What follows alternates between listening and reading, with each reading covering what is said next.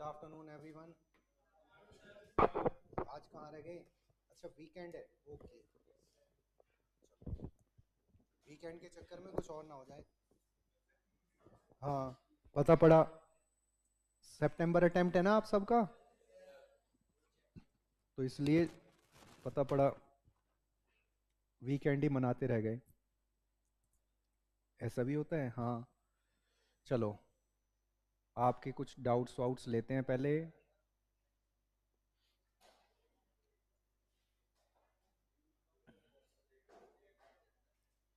Book भी है, book कहाँ है हमारी?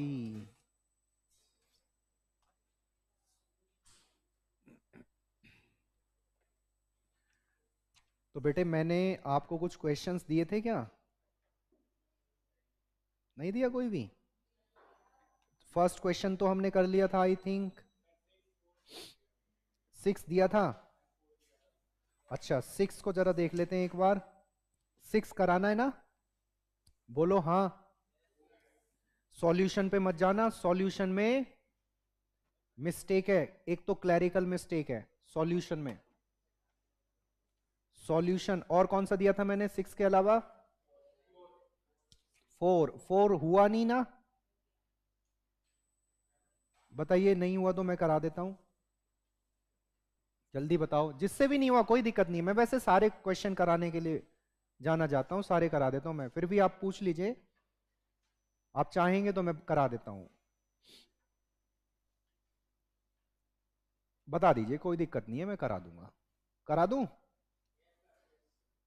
कौन कौन किस किस से नहीं हुआ वैसे ये बताओ। 11 है ना? सॉरी 11 नहीं है, 4 है। 4 नहीं हुआ। एक सेकेंड रुक जाइएगा, आज ना ये लाइव क्लास पॉसिबल नहीं है हमारी यार, कुछ इसमें इशू आ रहा है लाइव में, इसलिए।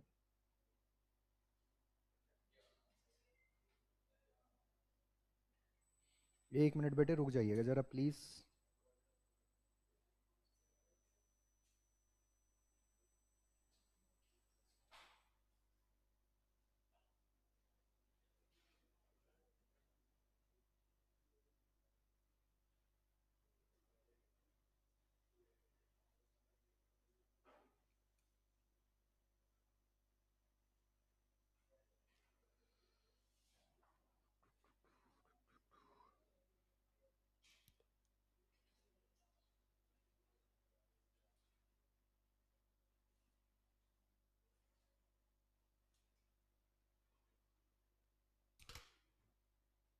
नहीं, मैंने बोला तो है उनको मैसेज करके, 1 मिनट रुक जाना जरा, यदि शुरू हो जाती है तो अच्छी बात है।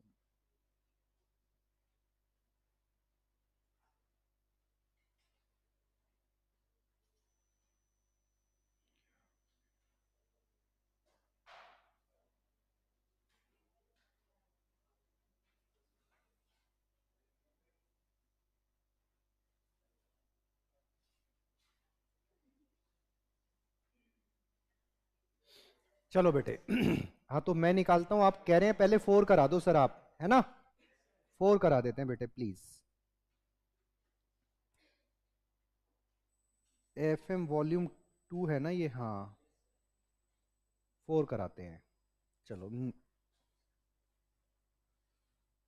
ये देखिए बेटे, PQR limited having an annual sales of rupees 30 lakhs, ठीक है? तो फिलहाल कंपनी एक साल में कितना सेल कर रही है?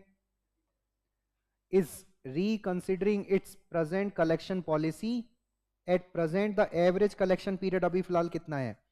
मतलब अभी फिलहाल देख लेना बेटा, इसमें ना ये वाली अप्रोच मैंने एक्चुअली कराई नहीं है अभी, आपने टोटल अप्रोच से कर दिया होगा, तो आप नोट करते रहना साथ के साथ, जिन्होंने कर लिया वो भी। तो सेल हमारी 30 lakhs है, और ये प्रेजेंट कलेक्शन पॉलिसी है 50 days की, और बेड डेट लॉसेज है 5%, और अभी फिलहाल एक्सपेंडिचर कितना है? 30,000। कॉस्ट ऑफ फंड्स है 10%। आगे ऑल्टरनेटिव फर्स्ट में 50 डेज को रिड्यूस कर कर कितने डेज करना चाहते हैं, और फिर ऑल्टरनेटिव सेकंड में 30 डेज, बैड डेट्स अभी आप देखेंगे 5% है, फिर 4% हो जाएगी, फिर 3%। कलेक्शन एक्सपेंसेस अभी 30,000 है, ऑल्टरनेटिव फर्स्ट में 60 और ऑल्टरनेटिव सेकंड में 95।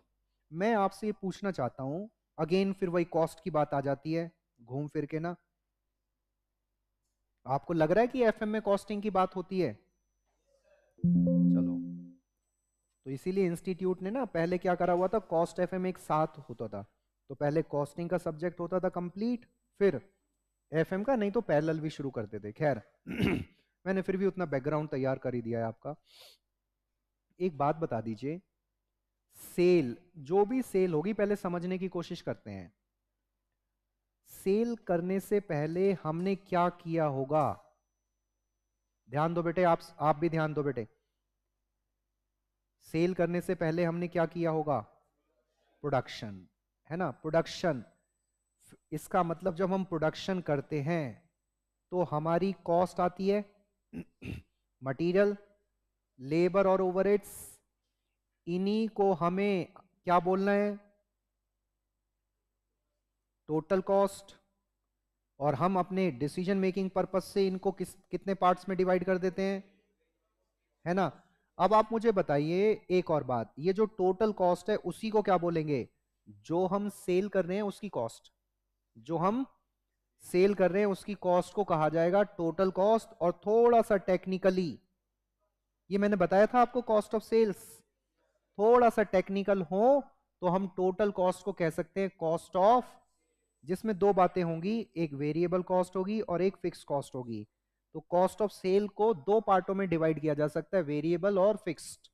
क्या क्वेश्चन में जो हम सेल कर रहे हैं, क्वेश्चन में जो हम सेल कर रहे हैं, क्या उसकी हमें कॉस्ट मालूम है या नहीं? ढूंढ कर बताओ।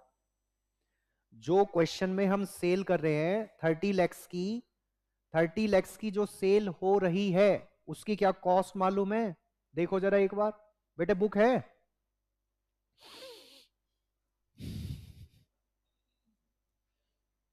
ढूंढो जरा जितनी हम सेल कर रहे हैं 30 लैक्स की, उसमें से वेरिएबल कितनी है, फिक्स कितनी है, टोटल कॉस्ट कितनी है तो बताओ। मालूम है? अरे सर मालूम ही नहीं है। अच्छा, मालूम नहीं है तो फिर कॉस्ट ऑफ फाइनेंस कैसे निकलेगी? पैसा तो अरेंज करना पड़ेगा ना। जरूरी मतलब जरूरी है, मतलब मजबूरी है, क्योंकि बिजनेस कैसे चलेगा? कितने डेज के लिए? 50 डेज, फिर 30, 40, फिर और उसके बाद। और आपने सर बताया था कि जब कॉस्ट ऑफ फाइनेंस अरेंज करते हैं तो कॉस्ट के इक्वल करते हैं, जिसमें वेरिएबल कॉस्ट और फिक्स कॉस्ट होती है। लेकिन यहां तो कॉस्ट है ही नहीं, तो पैसा अरेंज तो करना पड़ेगा, नहीं पड़ेगा बोलो?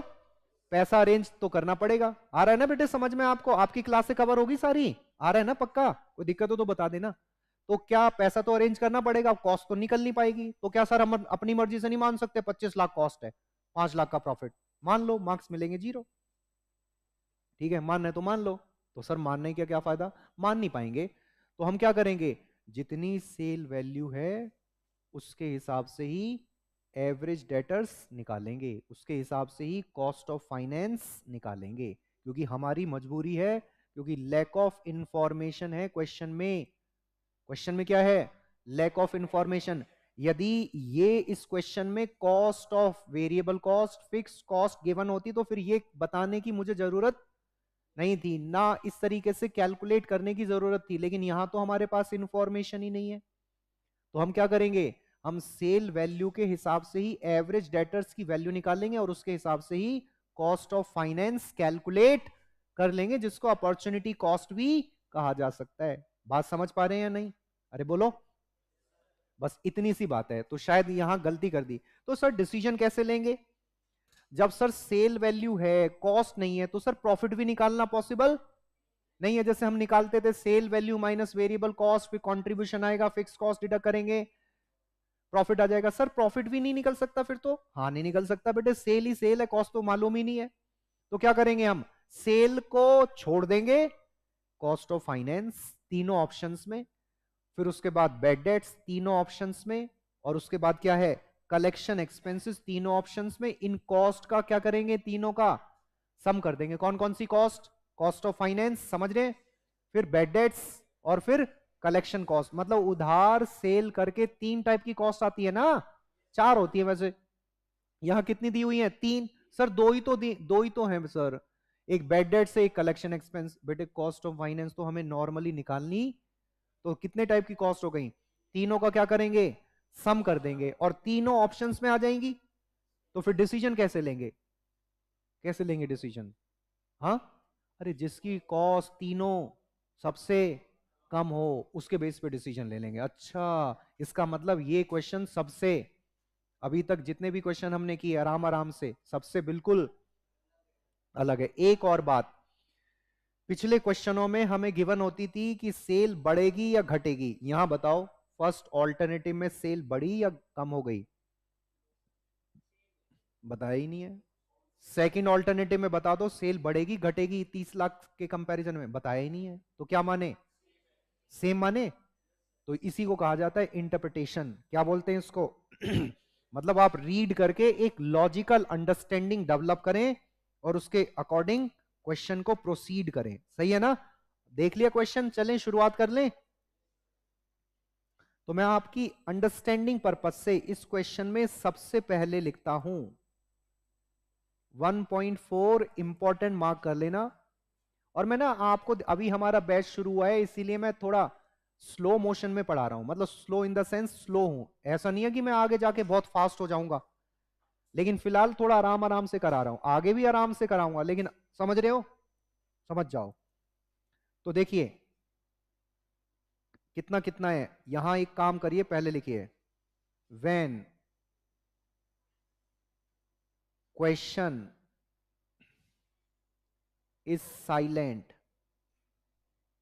when question is silent then the following assumptions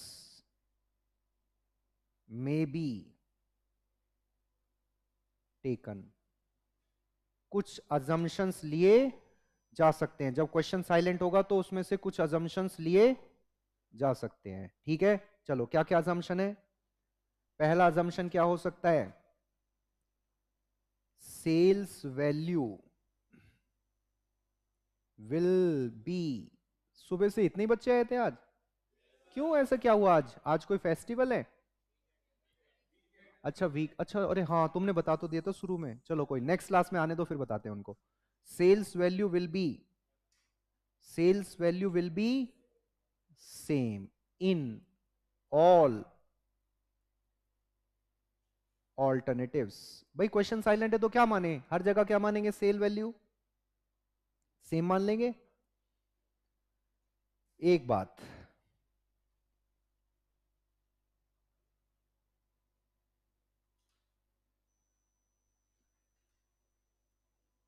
variable cost will be नील, क्या गिवन है, नहीं। नंबर थर्ड, सर क्या निकाल नहीं सकते वेरिएबल कॉस्ट, बेटे कोई इंफॉर्मेशन क्वेश्चन में ऐसी दी ही नहीं है। इसके बाद फिक्स्ड कॉस्ट विल बी नील,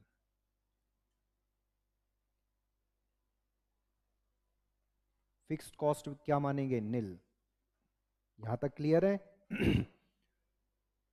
चलो जी, क्या मैं आप क्वेश्चन पर बढ़ सकता हूं, हाँ सर हाँ जी। लिखिए statement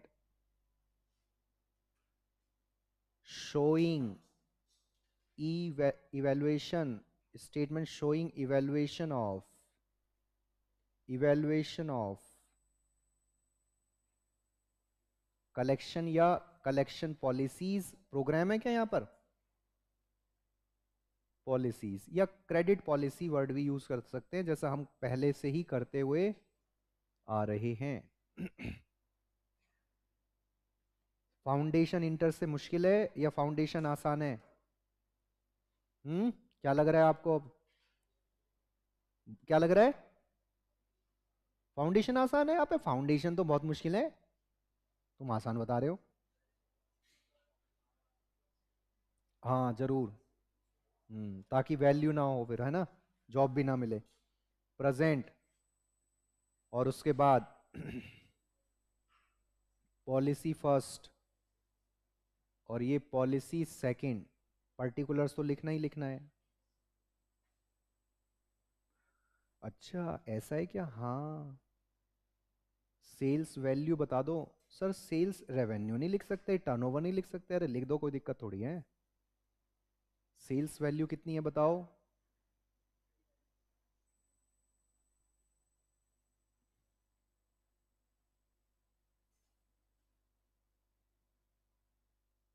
okay okay, average collection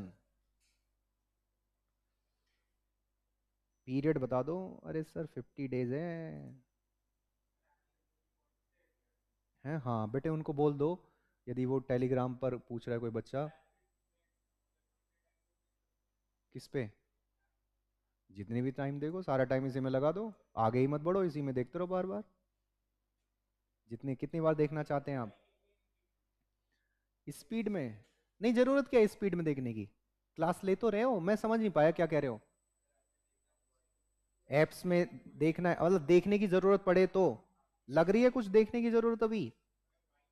अरे बाई चांस नहीं लगेगी ना। क्यों लगेगी? नहीं लगेगी, चिंता ना करो।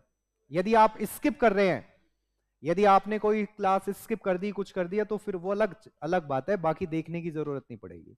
और बेफिक्र रहना, आपको जो जो मैंने बताया था पहली क्लास में, मैंने कहा था रिवीजन कराऊंगा, कहा था क्या?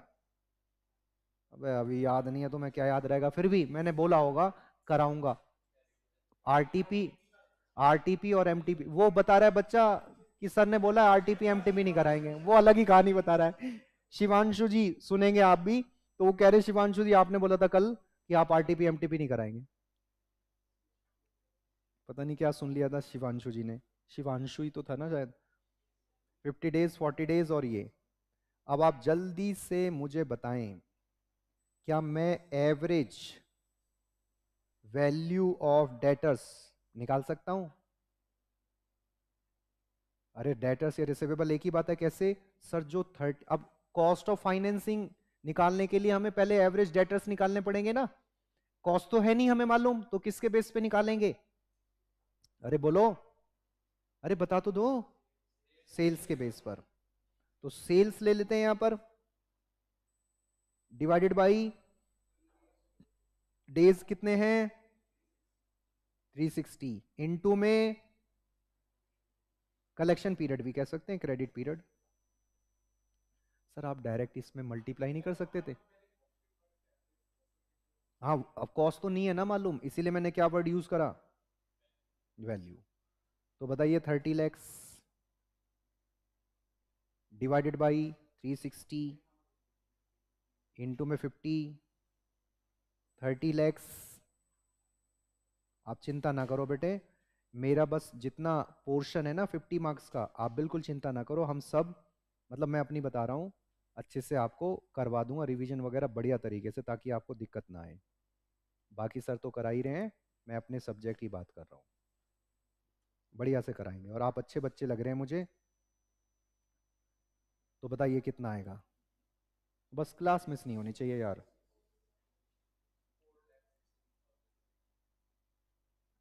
और बेटे जो बच्चे सोचते हैं कि वीकेंड पे हम ऐश कर लेंगे और फिर आ जाएंगे, बेटे उनके लिए सीए फिर मुश्किल है। सीए डिमांड करती है सेक्रीफाइस। आप सीए यदि आप बनना चाहते हैं तो बेटे सेक्रीफाइस करना सीख लीजिए। कितना? यदि आप सीए बनना चाहते हैं तो सेक्रीफाइस करना सीख लें बेटे, हम लोगों ने भी बहुत सेक्रीफाइस करा है, मैं अपनी बताऊं पर्सनली तो। अब आते हैं ए पर, कॉस्ट ऑफ फाइनेंस या कॉस्ट ऑफ फाइनेंसिंग कैसे निकलेगी? Average value of debtors multiply करेंगे कॉस्ट ऑफ फाइनेंस, या रेट ऑफ इंटरेस्ट भी कह सकते हैं। 416667 इंटू में बेटे कितना परसेंट है? एक और बात, एक सेकेंड रुक जाना, चलो कोई नहीं, अभी मैं ना टोटल अप्रोच से करता हूं, दोनों बता देता हूं इसी क्वेश्चन में, कोई दिक्कत नहीं। मुझे बताइए कितना परसेंट है? 10% है। 10 है 5 है? 10 लिखा हुआ है बेटे। 41,667 डायरेक्ट कर दूं? 33 बेटे ऐसा ना करो, मिक्स कर रहे हो चीजों को। चलो कोई नहीं। इसके बाद बेड डेट्स, क्या रेट है बेड डेट्स का? 5% है, तो ये 1,50,000 आ जाएगा। और बेटे ये फिर 4% है, 1,20,000 आएगा। और फिर ये 3% है, 90,000 आएगा। सी, बेड डेट्स के बाद कलेक्शन एक्सपेंसेस कितना? 30, 60 और 95। अब क्या करेंगे बेटे?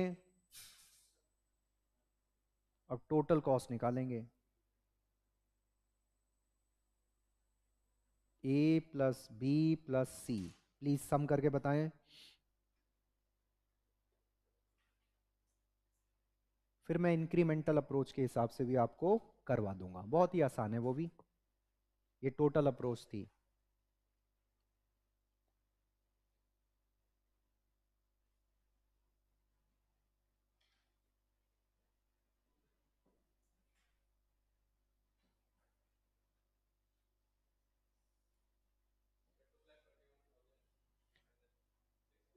टू लैख 21,667।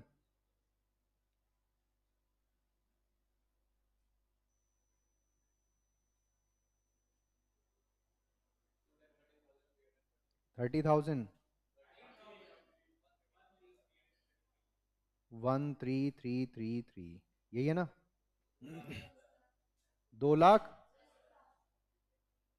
तो बताइए कौन सा ऑप्शन आपके लिए बेस्ट रहेगा? डिसीजन।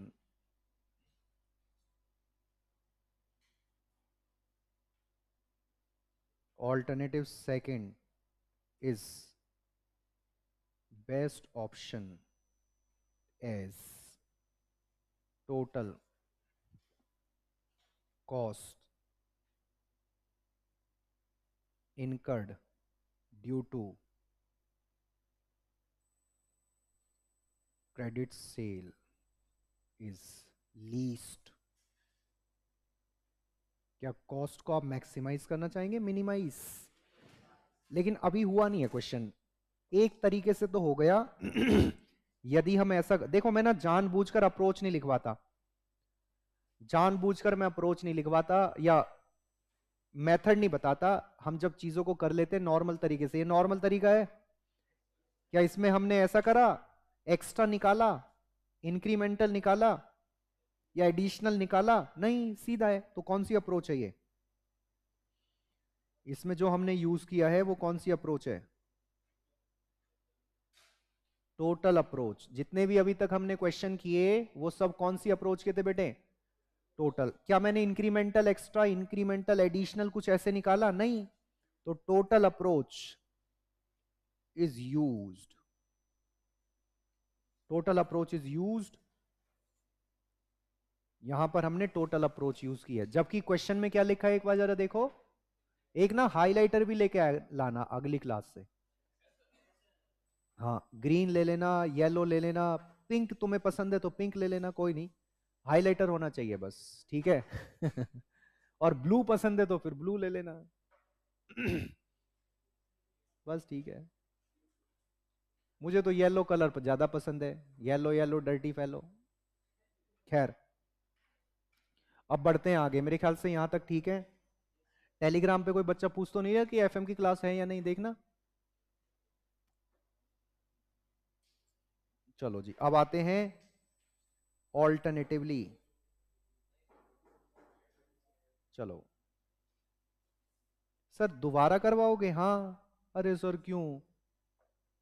क्योंकि क्वेश्चन की रिक्वायरमेंट है तो वही करा देते। नहीं बेटे, दोनों से कराएंगे, क्योंकि दोनों में आप देखेंगे बहुत ही आसान है, कुछ खास नहीं है. Statement showing evaluation of credit policies, bracket में लिख लीजिएगा, यूजिंग इंक्रीमेंटल. है बेटे, नहीं चल रही? मैं कह रहा हूं ऑनलाइन टेलीग्राम ग्रुप पे कोई बच्चा पूछ तो नहीं रहा? बच्चा पूछ रहा है क्या? तो उसको बोल दो टेक्निकल इशू की वजह से क्लास नहीं चल पा रही है, आपको रिकॉर्डिंग अवेलेबल हो जाएगी.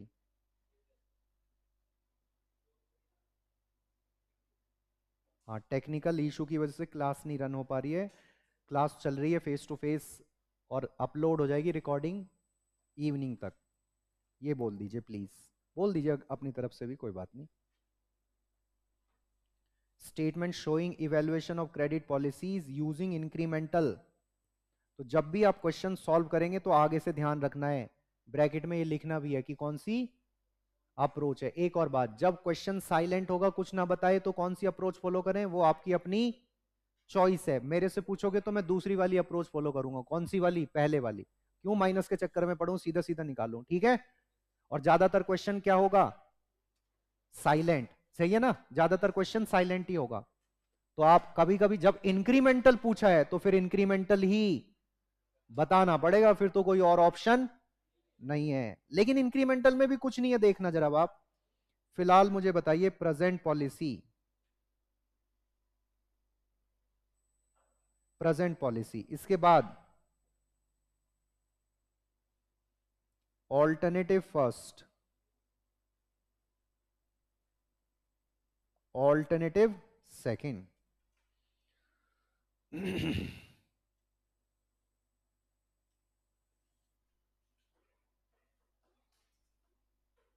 चलो जी, इसी बात को लेकर आगे बढ़ते हैं.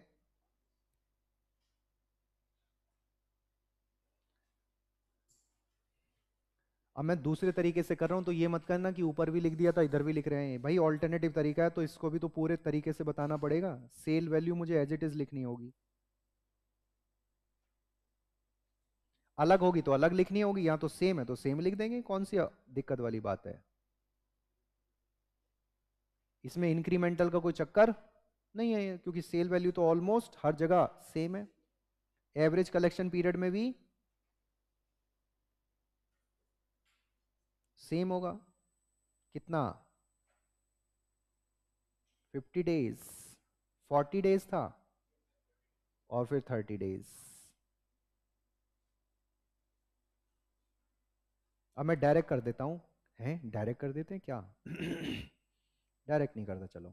एवरेज वैल्यू, अब आपको कैलकुलेट नहीं करना, वहीं से देखकर बता देना कितना था. यही था क्या? दूसरा बताना.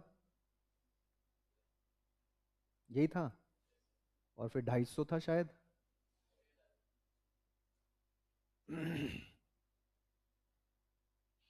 अब कुछ लग रहा है यहां से इंक्रीमेंटल शुरू होगा. अब आपका यहां से इंक्रीमेंटल या डिक्रीमेंटल शुरू हो जाएगा. क्या कुछ फायदा लग रहा है, नुकसान? तीनों को कंपेयर करो ना, इन तीनों को. अब आप बताइए, कुछ फायदा लग रहा है, नुकसान? नुकसान है, फायदा? सोचो जरा, सोचो. अरे भाई, प्रेजेंटली हमारा कितना पैसा ब्लॉक है, इसके बराबर हमें बाहर से पैसा लेना होगा 10% के इंटरेस्ट पर. फिर दूसरे केस में, फर्स्ट ऑल्टरनेटिव में पैसा कम ब्लॉक है, तो लोन का इंटरेस्ट भी कम लगेगा. तीसरे केस में तो बहुत ही कम पैसा ब्लॉक है. तो फायदा है ये या नुकसान है? ये तो फायदा है. इसका मतलब ये तो फायदा है. तो हमारी जो कॉस्ट ऑफ फाइनेंस है, क्या वो बढ़ेगी या कम होती जाएगी? बताओ ना. कम हो जाएगी पक्का? बस लिख लेते हैं. पहले कैसे निकालेंगे आप? लिखिए, reduction in average value of debtors. किसको बेस लेंगे? बेस किसको लेंगे बताओ? अरे सर प्रेजेंट को ही तो बेस लेंगे। प्रेजेंट को ऑल्टरनेटिव वन से कंपेयर करेंगे, प्रेजेंट को ऑल्टरनेटिव सेकंड से कंपेयर करेंगे, तो यहां तो डैश आ जाएगा। यहां कितना आएगा डिफरेंस करके बताओ? ठीक है 83,334। यहां बताइए बेटे, इसका इसमें मत करना, नहीं नहीं नहीं। प्रेजेंट को कंपेयर करना है ऑल्टरनेटिव फर्स्ट से, प्रेजेंट को कंपेयर करना है ऑल्टरनेटिव सेकंड से।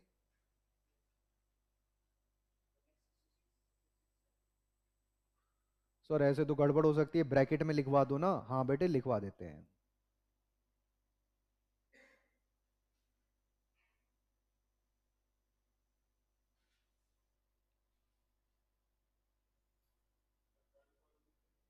है बेटे 1,66,667। यहां तक कर लीजिए, कोई दिक्कत? ये इंक्रीमेंटल है तो सर इसमें तो कुछ खास लग ही नहीं रहा, कुछ है भी नहीं। अब क्या निकालेंगे? बस फर्स्ट वाले केस में प्रेजेंट में कॉस्ट ऑफ फाइनेंस नहीं आएगी, कॉस्ट ऑफ फाइनेंस आएगी तो किस में आएगी? ऑल्टरनेटिव फर्स्ट और सेकंड में, क्योंकि उसको तो बेस ही मानना है। समझ गए या नहीं? उसको तो बेस ही मानना है। हो गई क्लास शुरू? अरे यार अब तो क्वेश्चन भी हो गया, क्या करा जाए? हाँ कोई दिक्कत नहीं है। बोल दो आप मैसेज करके, क्लास हैज बीन स्टार्टेड।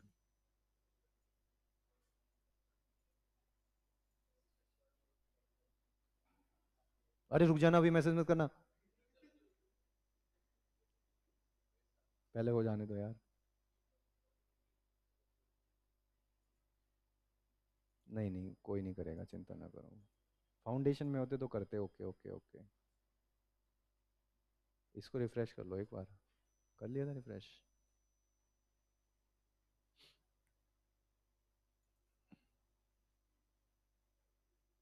नहीं अभी मत करना मैसेज।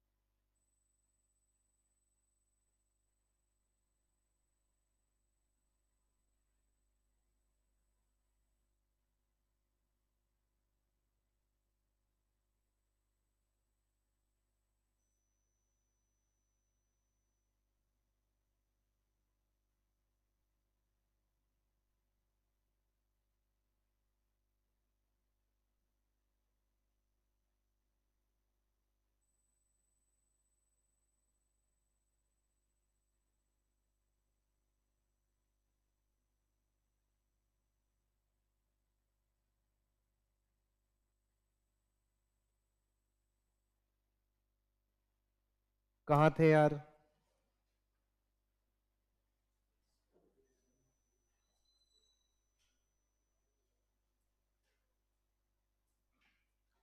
क्या मैसेज कर रहा था ये बच्चा? अरे ये क्या शुरू हो गया?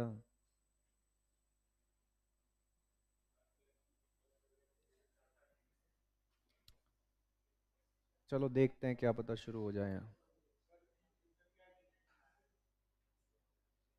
नहीं भैया, होना नहीं है। चलो खैर, यहां तक पहुंचे थे आप लोग। भाई मैं जो रिकॉर्डिंग देख रहे हैं वो सोच रहे होंगे सर क्या कर रहे हैं। बराबर में आए थे वो टेक्नीशियन, वो चेक कर रहे थे। कभी आप सोचे सर नजर आ रहे हैं, पता नहीं सर तो क्वेश्चन कराते कराते शांत हो गए। रिकॉर्डिंग वाले बच्चों आपको बता रहा हूँ। खैर, अब आप चलो क्या करेंगे, अब हम कॉस्ट ऑफ फाइनेंस निकालेंगे। लिखिए, इंक्रीमेंटल। अब तो इंक्रीमेंटल ही निकलेगी ना, incremental cost of financing. Incremental क्यों सर? अरे बेटे इंक्रीमेंटल निकाल दिया ना कि हम एवरेज डेटर्स कितने इंक्रीज हुए हैं, सॉरी रिड्यूस कितने हुए हैं। इंक्रीमेंटल का मतलब, या एडिशनल लिख लीजिए। कहाँ चले गए? इंक्रीमेंटल की जगह हम क्या लिख सकते हैं? एडिशनल। लिखिए बेटे, एडिशनल कॉस्ट ऑफ फाइनेंसिंग। आप ये नहीं लिखना चाहते हैं तो दूसरा तरीका क्या है? सेविंग्स इन कॉस्ट ऑफ, कह सकता हूं मैं, कॉस्ट ऑफ फाइनेंस। भाई कम होता जा रहा है पैसा, कम ब्लॉक हो रहा है, तो प्रेजेंट के मुकाबले हम फर्स्ट ऑल्टरनेटिव में कब कम इंटरेस्ट देंगे, सेकंड ऑल्टरनेटिव में और कम देंगे, तो फायदा ही है ना। नहीं समझे? तो मैं कह सकता हूं savings in cost of finance, कह सकता हूं। तो यहां तो कुछ होगा नहीं। यहां बताइए जरा, 80 कितना था? 83 4 है, इनटू में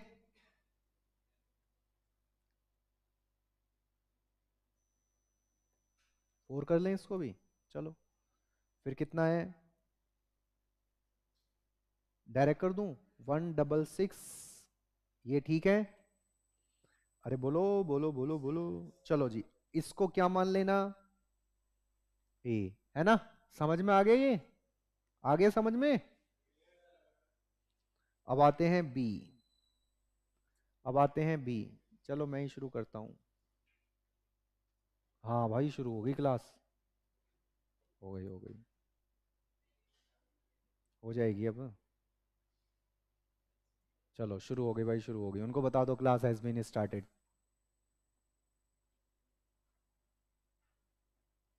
चलो, तो बताइए, savings in cost of finance. हमारे एक स्टूडेंट ऑन ज्वाइन हो गए हैं, केशव सिंह। चलो जी, यहां तक क्लियर है? अब आते हैं बेड डेट्स। बेटे ये मैं 1.4 करा रहा हूं, प्लीज आप रिकॉर्डिंग जरूर देखना, है ना? रिकॉर्डिंग देखना, अभी नया क्वेश्चन कराऊंगा वहां से कर लीजिएगा, रिकॉर्डिंग देख लेना। बेड डेट्स कितना है भाई? बेड डेट्स बताओ, पीछे अभी कैलकुलेशन करी थी उसमें, डायरेक्ट बता दो। बेटे मैं 1.4 क्वेश्चन करा रहा हूं अभी, बस थोड़ी देर रुक जाइए, नया क्वेश्चन कराऊंगा ना, वहां से समझ में आ जाएगा। कितना? इसको कंप्लीट करने दो बस फिर।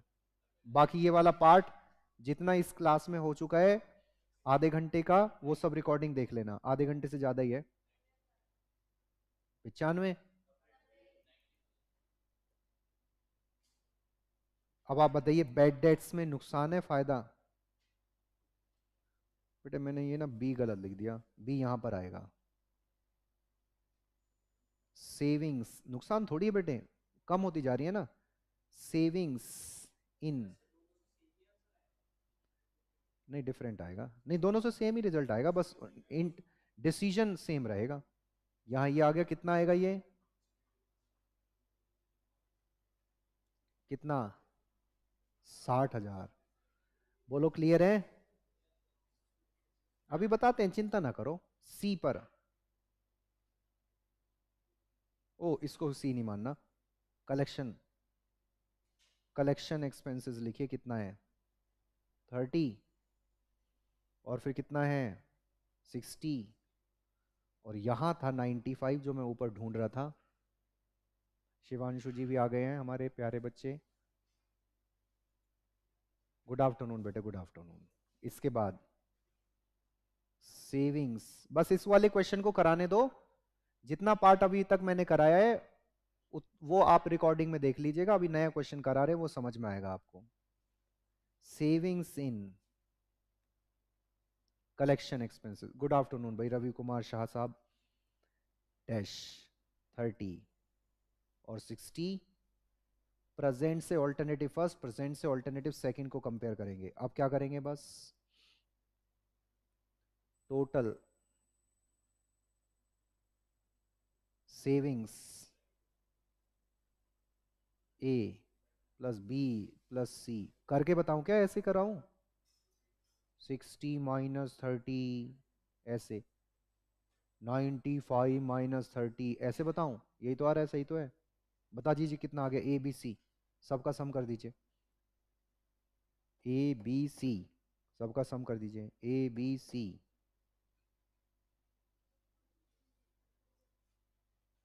कितना बेटे, ये तो डैश 98,300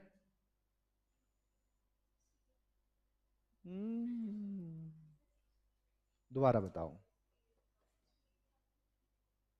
68,334।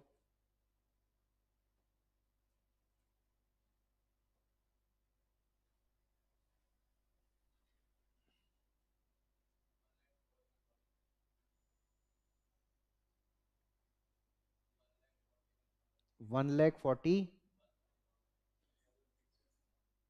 अरे यार ओहो, एक सेकंड रुक जाओ रुक जाओ रुक जाओ। ओहो, अरे वो तो कॉस्ट है ना यार ऊपर की, ये ध्यान नहीं दिया ना। ये क्या है हमारी, ये क्या है, ये तो हमें देना होगा। ओहो, तो एक काम करो, क्या किया जाए, अब तो काटना ही पड़ेगा बेटे ये। यहाँ तक क्लियर हुआ फिलहाल? इसको हटाओ पहले। सेविंग्स इन कॉस्ट है और सेविंग्स इन बैड डेट्स और सेविंग्स इन, एक ही तो बात है वैसे तो, लेकिन इसको दूसरे तरीके से भी कर सकते हैं। देखो एक काम करो, पहले इसको हटाओ सबको। लिखिए, आप लिखिएगा इंक्रीमेंटल। बस बेटे 2 मिनट और रुक जाओ, बस अभी नया क्वेश्चन करते हैं, आपको क्लियर हो जाएगा। ये तो मैं बैकग्राउंड इसका दे चुका। इंक्री incremental benefit, incremental benefit from present level, incremental benefit in present level. आप ए माना था हमने सेविंग्स को, कॉस्ट ऑफ फाइनेंस को ए माना था, बेड डेट्स को क्या माना था, बी। तो बताना जरा दोनों का सम कितना आएगा। ये रहा, बेड डेट्स में जो सेविंग थी 38,000 आएगा क्या, बताना पहले का। हाँ बस ठीक है, 38,334। दूसरा बताओ, एग्जैक्ट आ गया। हाँ तो वही 667। चलिए,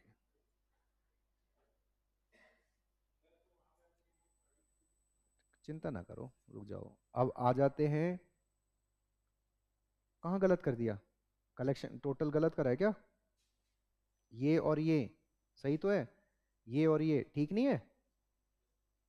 बस ठीक है। कलेक्शन एक्सपेंस बताइए। Incremental net benefit, incremental net benefit बता दीजिए।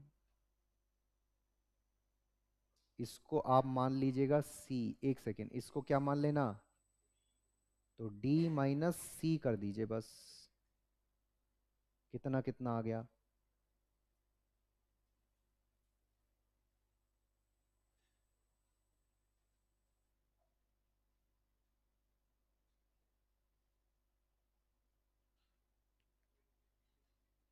8334,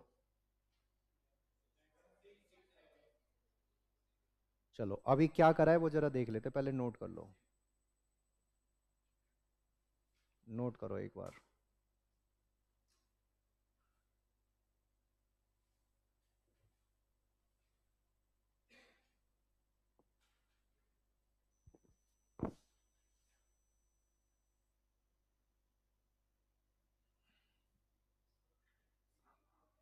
अब जरा हैं,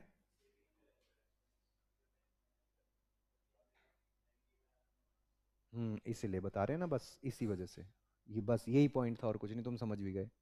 चलो मैं बता देता हूँ एक बार, देखो जरा, देखो सीधी सी बात है, कोई दिक्कत वाली बात नहीं है, मैं दोबारा बता देता हूँ, कोई दिक्कत वाली बात नहीं है। देखो हम कौन सी अप्रोच कर रहे हैं बेटे, एक काम करो, सबको बता देता हूं मैं, 2 मिनट उनको भी लगा के। देखो ऐसा है, आप जो जुड़े हुए हैं ना, बाकी तो रिकॉर्डिंग देख लेना, मैं जल्दी से समझा देता हूं। हमारा था ये हमारी प्रॉब्लम नंबर 4 थी, सब ध्यान से सुनो बेटे, प्रॉब्लम नंबर 4 थी। प्रॉब्लम नंबर 4 को हमने वैसे ही किया था जैसे पिछली क्लासेस में हमने क्वेश्चन कराए, पिछली 2 क्लास में। सेल हमने देखी, एवरेज कलेक्शन पीरियड देखा, एवरेज सब कुछ ऐसे निकाल लिया, ऐसे निकलकर क्वेश्चन खत्म हो गया। जो भी अप्रोच हमने फॉलो करी अभी तक उसका नाम क्या था, टोटल अप्रोच। इसमें किसी को कोई दिक्कत नहीं है, ये वैसे ही किया जैसे पिछले क्लास में क्वेश्चंस किए थे हमने। आते हैं अब हमारी कौन सी अप्रोच आई क्वेश्चन में, इंक्रीमेंटल। इंक्रीमेंटल की शुरुआत भी हमने वैसी करी, इस वाले क्वेश्चन में वेरिएबल कॉस्ट गिवन नहीं है, फिक्स कॉस्ट गिवन नहीं है, तो किसको लेंगे फिर, base sale. Average collection period दिया हुआ है, ठीक है। अब मैं इसी के बेस पर, जो हमारी सेल वैल्यू है, इसी के बेस पर डेटर्स की क्या निकाल लूंगा, वैल्यू। डेटर्स की क्या निकाल लूंगा, वैल्यू निकाल लूंगा। अब आप जरा देखो, डेटर्स में कितना पैसा ब्लॉक है यहां पर, ज्यादा, उससे कम हुआ, उससे कम हुआ, तो क्या मैं इसको कह सकता हूं reduction in average value of debtors. एक तरीके से क्या होगी ये, होगी नहीं होगी बेटे, देख लो बेटे एक बार सब, एक तरीके से सेविंग हो गई। अच्छा जी, अब हमें क्या निकालना है, savings in cost of finance. Saving है तो इसीलिए ये सेविंग है, ध्यान रखना, ये सेविंग है, ये सेविंग हुई, ये सेविंग हुई प्रेजेंट के कंपैरिजन में। फिर बेड डेट्स हमने लिख दी, बेड डेट्स क्वेश्चन में बिल्कुल एज इट इज गिवन थी, निकाल ली हमने। 5% थी, फिर कितना, 4 और फिर 3, उसके हिसाब से निकल गई। अब आप बताइए, बेड डेट्स हमारी कम हो रही हैं, कम हो रही हैं, तो क्या ये फायदा है या कॉस्ट है, बस इतना बता दो। फायदा बेटे, ध्यान दो, ये फायदा है कॉस्ट है, समझ गए नहीं समझे, ये फायदा है। अच्छा, इसीलिए वर्ड मैंने क्या लगाया, सेविंग्स। लेकिन इसमें दिक्कत है, दूसरे में यदि ये भी कम होती तो मैं जो कर रहा था ना पहले, ए प्लस बी प्लस सी, वैसे कर सकता था। लेकिन मजे की बात क्या है, यहां कितना, यहां कम होनी चाहिए थी, ये तो कम नहीं हो रही है, ये क्या है, बढ़ गई। तो बेटे यहां पर ना मुझे भी क्या लिखना होगा, यहां लिखना होगा इंक्रीमेंटल कॉस्ट या incremental in collection expenses. Incremental cost in collection, savings नहीं लिख सकता मैं, क्या लिखूंगा, मैंने ध्यान नहीं दिया वहां पर, क्या लिखूंगा, इंक्रीमेंटल कॉस्ट। अब आप बताइए, सेविंग और कॉस्ट को एक साथ ऐड कर सकते हैं, तो कितनी सेविंग्स हुई, बोलो, एक ये और एक ये, नहीं ऊपर ही थी, एक ये हो गई सेविंग्स और एक ये सेविंग, तो दोनों मैंने सेविंग को क्या करा, ऐड कर दिया, दोनों सेविंग को क्या करा मैंने, ऐड कर दिया। और सेविंग में से जो मेरी कॉस्ट है उसको क्या करा, माइनस कर दिया। बस सीधी सी बात है, आगे समझ में, इसको इंपॉर्टेंट मार्क कर लो। और जो बच्चे बेटे प्लीज आप ना पूरी रिकॉर्डिंग देख लीजिएगा, फिर भी डाउट डाउट तो नहीं आएगा, लेकिन फिर भी आएगा तो मुझे बता देना, ठीक है या नहीं, जल्दी बोलो, इसको इंपॉर्टेंट मार्क कर लेना। मैं सोच रहा हूं एक क्वेश्चन इंक्रीमेंटल का और करा दूं, बोलो, ताकि थोड़ी प्रैक्टिस हो जाए। आपकी बुक में कोई दूसरा क्वेश्चन, आपकी बुक में कोई दूसरा क्वेश्चन नहीं है, तो एक काम करता हूं, मैं एक क्वेश्चन और कराता हूं आपको, रुक जाइए। पहले देख लीजिए, कोई डाउट है तो बता दीजिए प्लीज। कोई डाउट लग रहा है तो प्लीज मुझे बता दीजिए, मैं बस अभी 2 मिनट का टाइम दीजिए, मैं कराता हूं।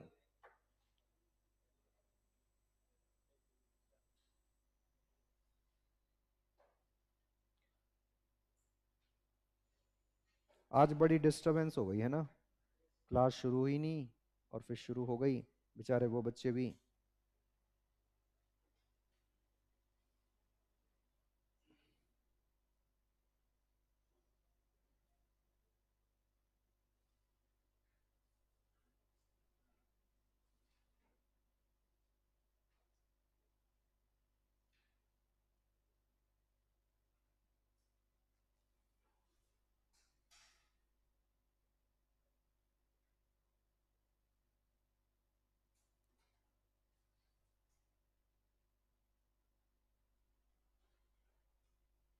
वैसे बताऊं, ये नवंबर 14 में आया था क्वेश्चन, जो मैंने कराया अभी नवंबर 2014 में एग्जाम में, 5 मार्क्स का।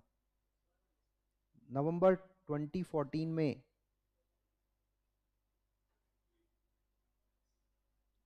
वही वही तो मैं कह रहा हूँ, ये जाना पहचाना सा लग रहा था मेरे को। इंक्रीमेंटल का यार कोई क्वेश्चन ही नहीं है।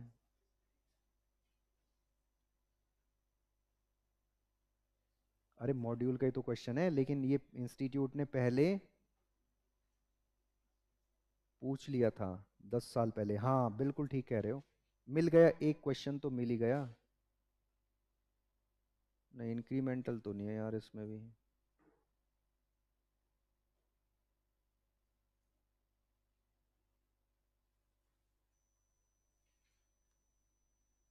चलो कोई नहीं, ये मैं आपको करा देता हूँ, इंक्रीमेंटल बना के ही कराता हूँ, ये लीजिए।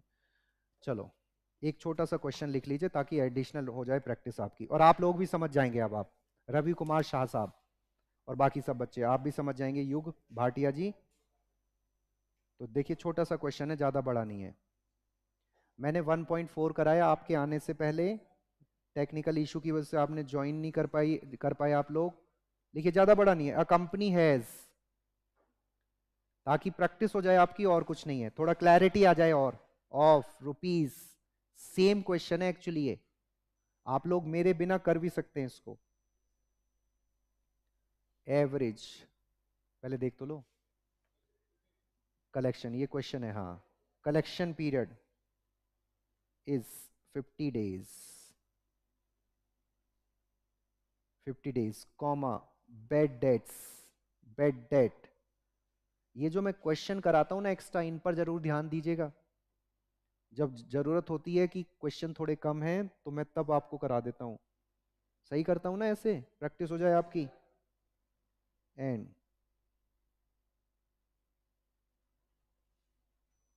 collection expenses 25,000,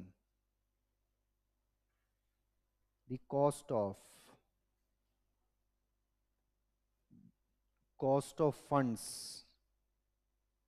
is 15%, the company, सब बच्चे लिख लेना please, the company has two alternative collection programs.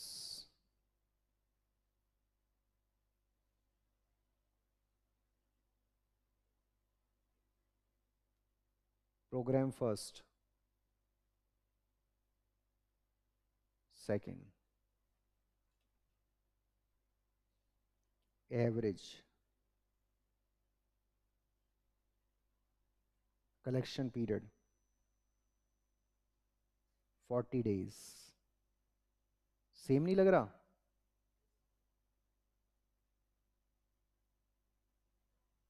Bad debts 4% of sales।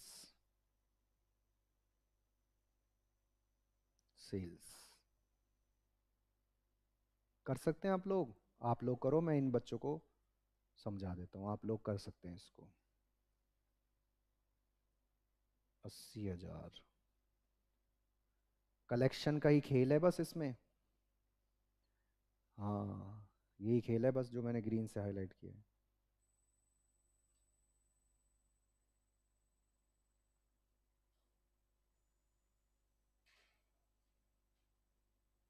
Evaluate 50,000 है बेटे।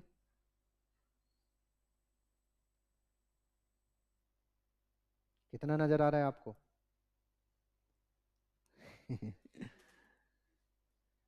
चलिए। अरे कैसी बातें कर रहे हो यार तुम, रवि कुमार शाह जी ऐसी बात मत किया करो यार, मैं एफएम पढ़ाता हूँ। ऐसी बातें मत करो यार, प्लीज। आप ऐसी बातें मत करो बेटे। रवि कुमार शाह साहब प्लीज। इवेलुएट, वो हमारे सर हैं यार। प्रोग्राम इज वाइबल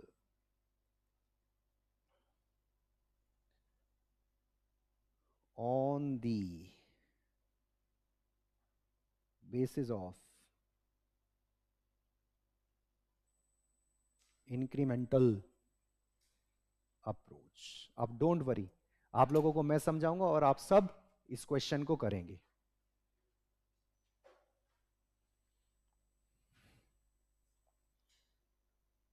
करो बेटे प्लीज अब आप।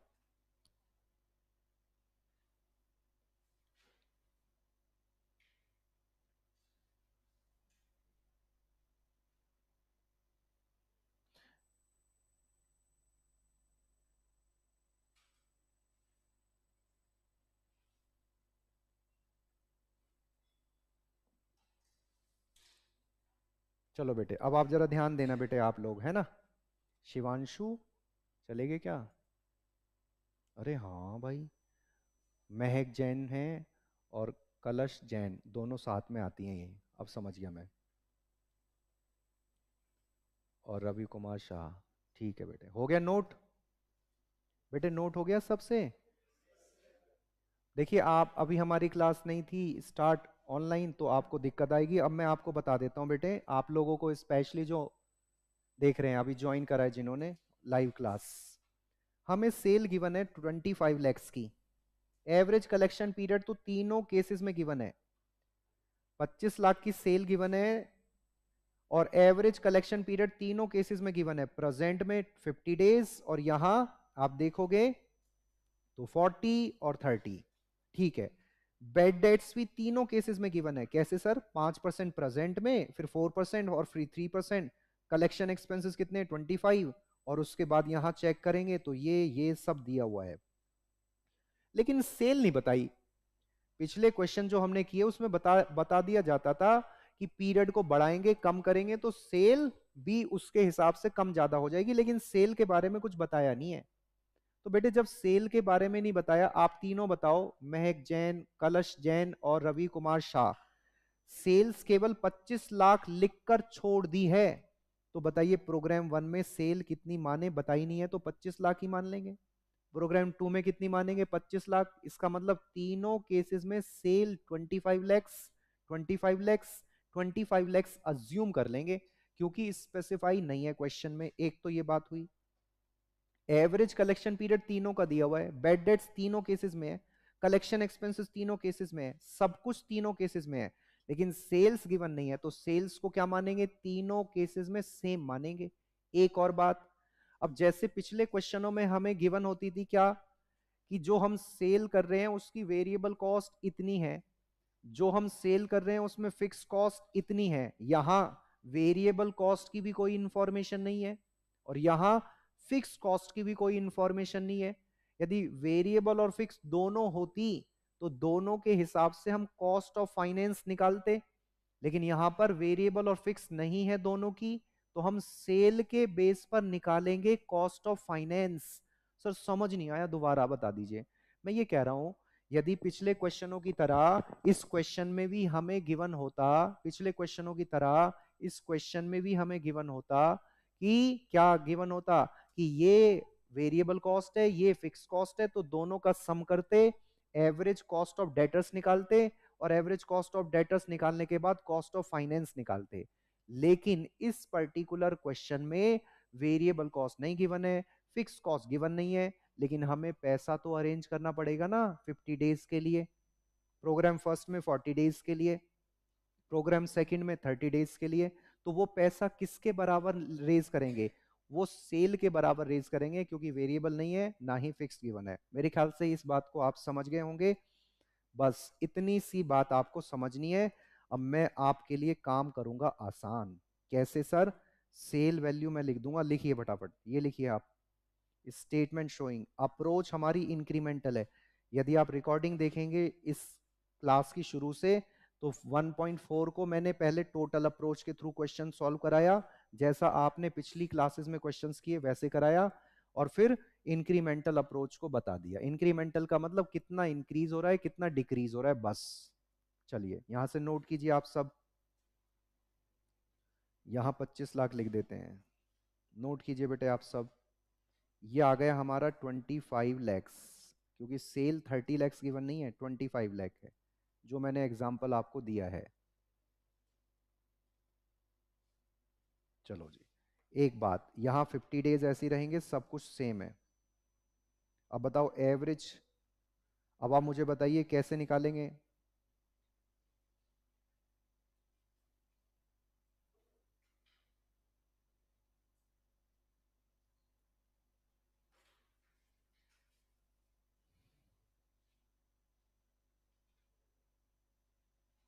यहां 30 डेज है, लिख लेना बेटे। थोड़ा ऊपर कर देते हैं, ये लीजिए। कैसे निकलेगा? अब देखिए 25 लाख की सेल है, 360 डेज से डिवाइड करेंगे, 50 दिन से मल्टीप्लाई करेंगे। 25 लाख की सेल है, शुरू से जरूर देखना इस क्लास को। 25 लैक्स की सेल है, 360 डेज से मल्टीप्लाई करेंगे।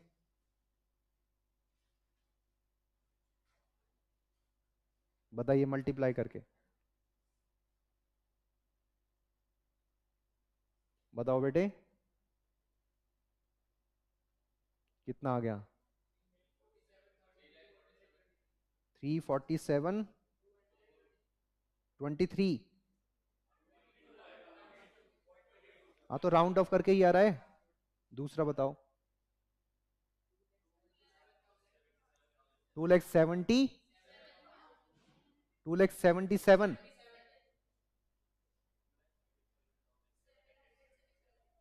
71। ठीक है।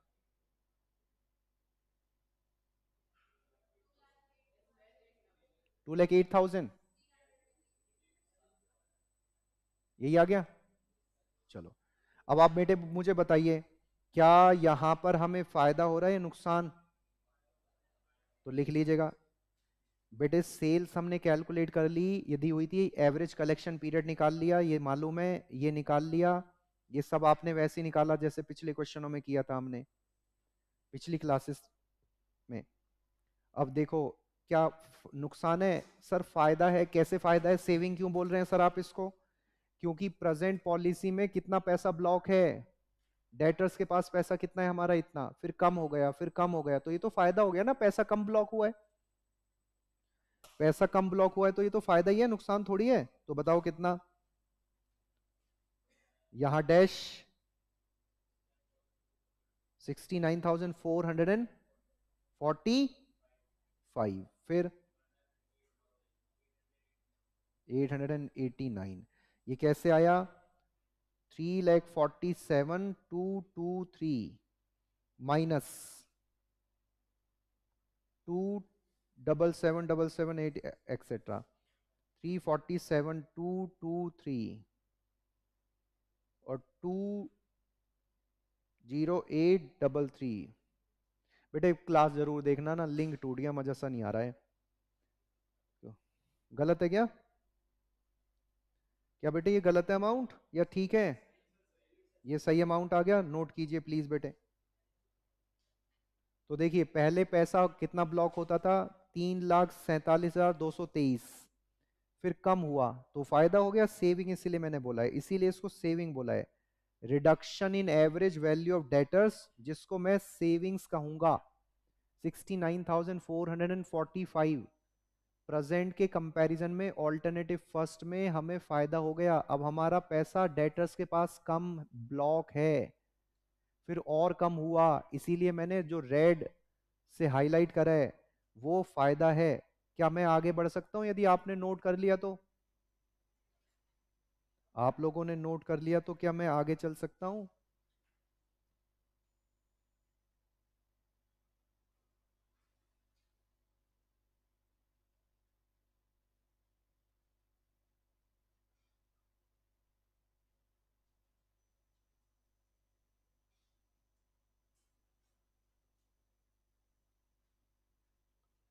चलो बेटे आगे देखो।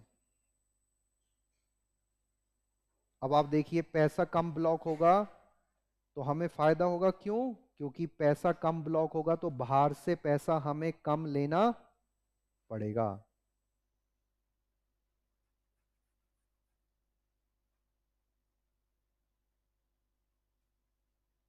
तो बताइए बेटे, यहां तो कुछ आएगा नहीं। कितना था हमारा पहले?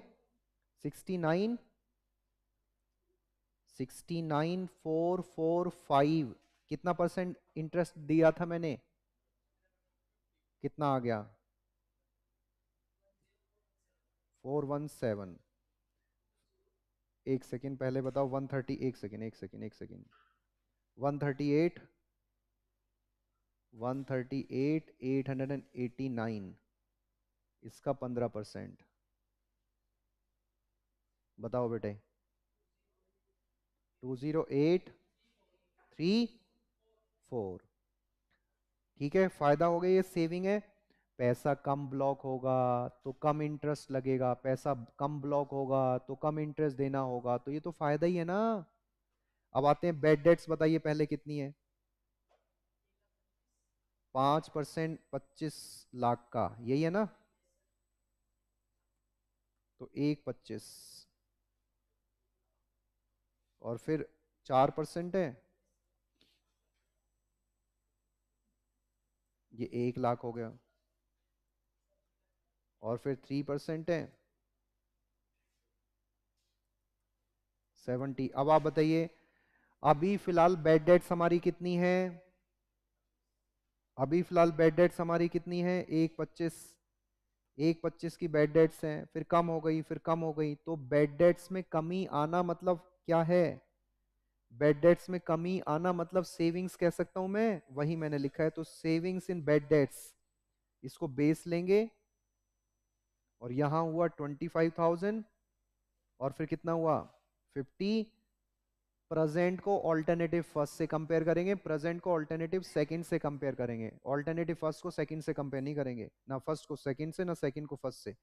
प्रेजेंट, ऑल्टरनेटिव फर्स्ट, प्रेजेंट, और फिर कंपेयर करेंगे ऑल्टरनेटिव सेकंड से। खैर, कलेक्शन एक्सपेंसेस बताइए।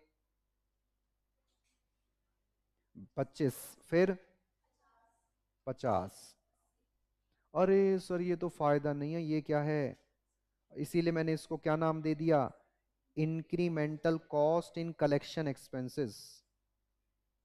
तो बताइए कितना? यहां हुआ 25 और यहां हुआ 55। ये कैसे आया? 50 माइनस 25। नहीं, ऐसे नहीं। मुझे मालूम है मैक्रो में पढ़ के आए हो आप, थोड़ा गाना मैंने भी पढ़ाया है। ऐसे करके थोड़ा क्या पूरा ही कराया यार, थोड़ा क्या पढ़ाया था। चलो ये हो गया। अब आप बता दीजिए मैं क्या करूंगा। बेटे ये कॉस्ट है, ये हमारी कॉस्ट है, बस बाकी सब क्या है? दोनों ऊपर की सेविंग्स हैं। तो मैंने इसीलिए ए प्लस बी, बताओ कितना आएगा? 35,000, 35,417। 70। ठीक है, अब बता दीजिए सी और डी में डिडक्ट कर दो बस। 10,417, 834। बताइए कौन सा प्रोग्राम चूज करें? तो दूसरा क्वेश्चन कराने से थोड़ा सा क्लैरिटी आ गई।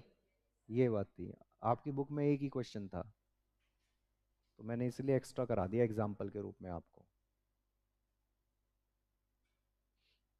अब आते हैं आगे। फिर भी आप लोग को कहूंगा मैं, जो भी ऑनलाइन देख रहे हैं लाइव क्लास, कि आप शुरू से देखना इस क्लास को, तभी ज़्यादा अच्छे से और क्लैरिटी आएगी। Programme second is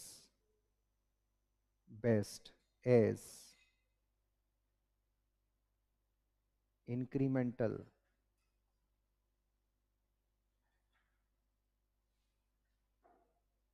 net benefit is more than other alternatives, full stop। चलिए अब आगे बढ़ते हैं, एक क्वेश्चन और करते हैं। आप पहले रीड करो, इसके लिए थोड़ा सा मुझे बताना होगा।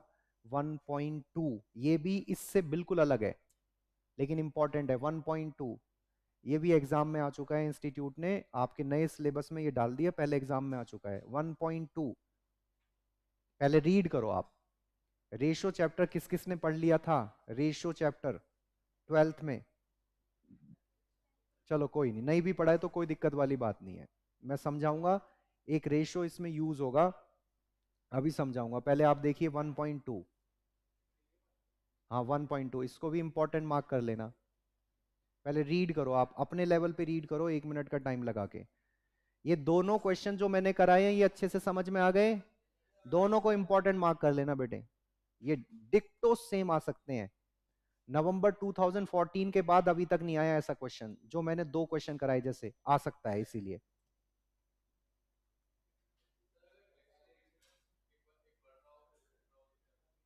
तो फिर तो उसमें कोई लिंकेज ऐसा होगा नहीं बेटे, वैसे ऐसा फिर तो अप्रोच, फिर तो टोटल अप्रोच लगाएंगे। हाँ यदि एक बार बढ़ रहा है एक बार घट रहा है तो फिर टोटल अप्रोच लगेगी, फिर वो इंक्रीमेंटल के लिए कहेगा नहीं, फिर क्वेश्चन साइलेंट हो जाएगा। तो फिर उस केस में फिर टोटल अप्रोच से करना, क्योंकि इसमें थोड़ा सा अनकंफर्टेबल होंगे, मतलब आ तो गया होगा समझ में, लेकिन पहली वाली अप्रोच के कंपैरिजन में उतना स्मूथ फ्लो नहीं है इसका आपके लिए, है ना? है या नहीं स्मूथ फ्लो? बोलो। दो वो तो मैं ही कह रहा कि समझ में आ गया होगा, लेकिन उतना फ्लो मैं पर्सनली कहूं तो मैं इतना ज्यादा इसको प्रेफर नहीं करता। लेकिन अब क्वेश्चन की रिक्वायरमेंट है तो मुझे बताना भी पड़ेगा, करना भी पड़ेगा, ये बात है। अदरवाइज जो पहला है वो तो बहुत ही सिंपल है, वो उसका फ्लो बिल्कुल स्मूथ है। हालांकि ये समझ में आ गया होगा आपको, ऐसे नहीं। चलो 1.2 को रीड करो, अब आप 1.2 को रीड करो।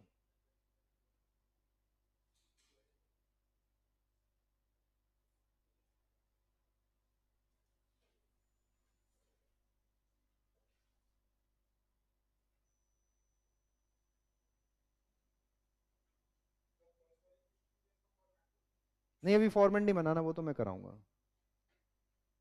वो तो मैं कराऊंगा, उसकी चिंता ना करो।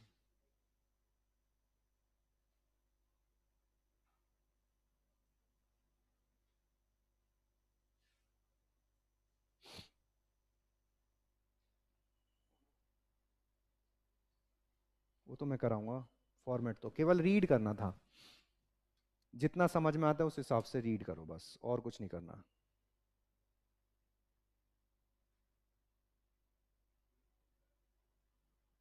हाँ रिजल्ट सेम आएगा, मैं बता देता हूँ। रिजल्ट ऑलमोस्ट सेम आएगा, जरा देखो।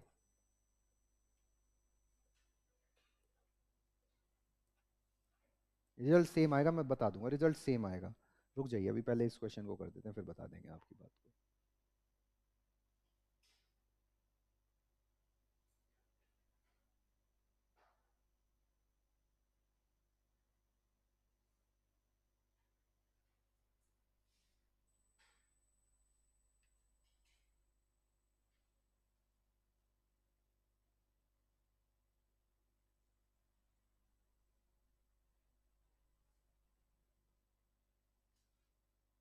चलो बेटे, क्लियर है?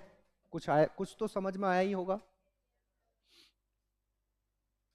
इंपॉर्टेंट मार्क कर लेना इसको भी, 1.4 को भी और 1.2 को भी। एक सेकेंड रुक जाना। हाँ 1.2 को भी। XYZ corporation is considering relaxing its present credit policy and is in the process of evaluating two proposed policies.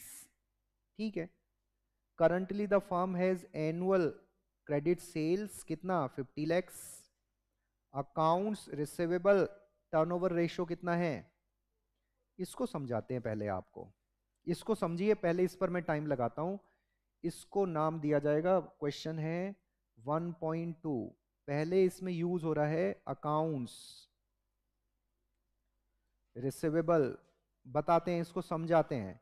Receivable turnover ratio, इसका एक और नाम है डेटर्स या रिसीवेबल्स। बताइए कोई बच्चा बताना चाहता है तो इसका कॉन्सेप्ट। बिल्कुल ठीक बात है, इसका लॉजिक बताओ।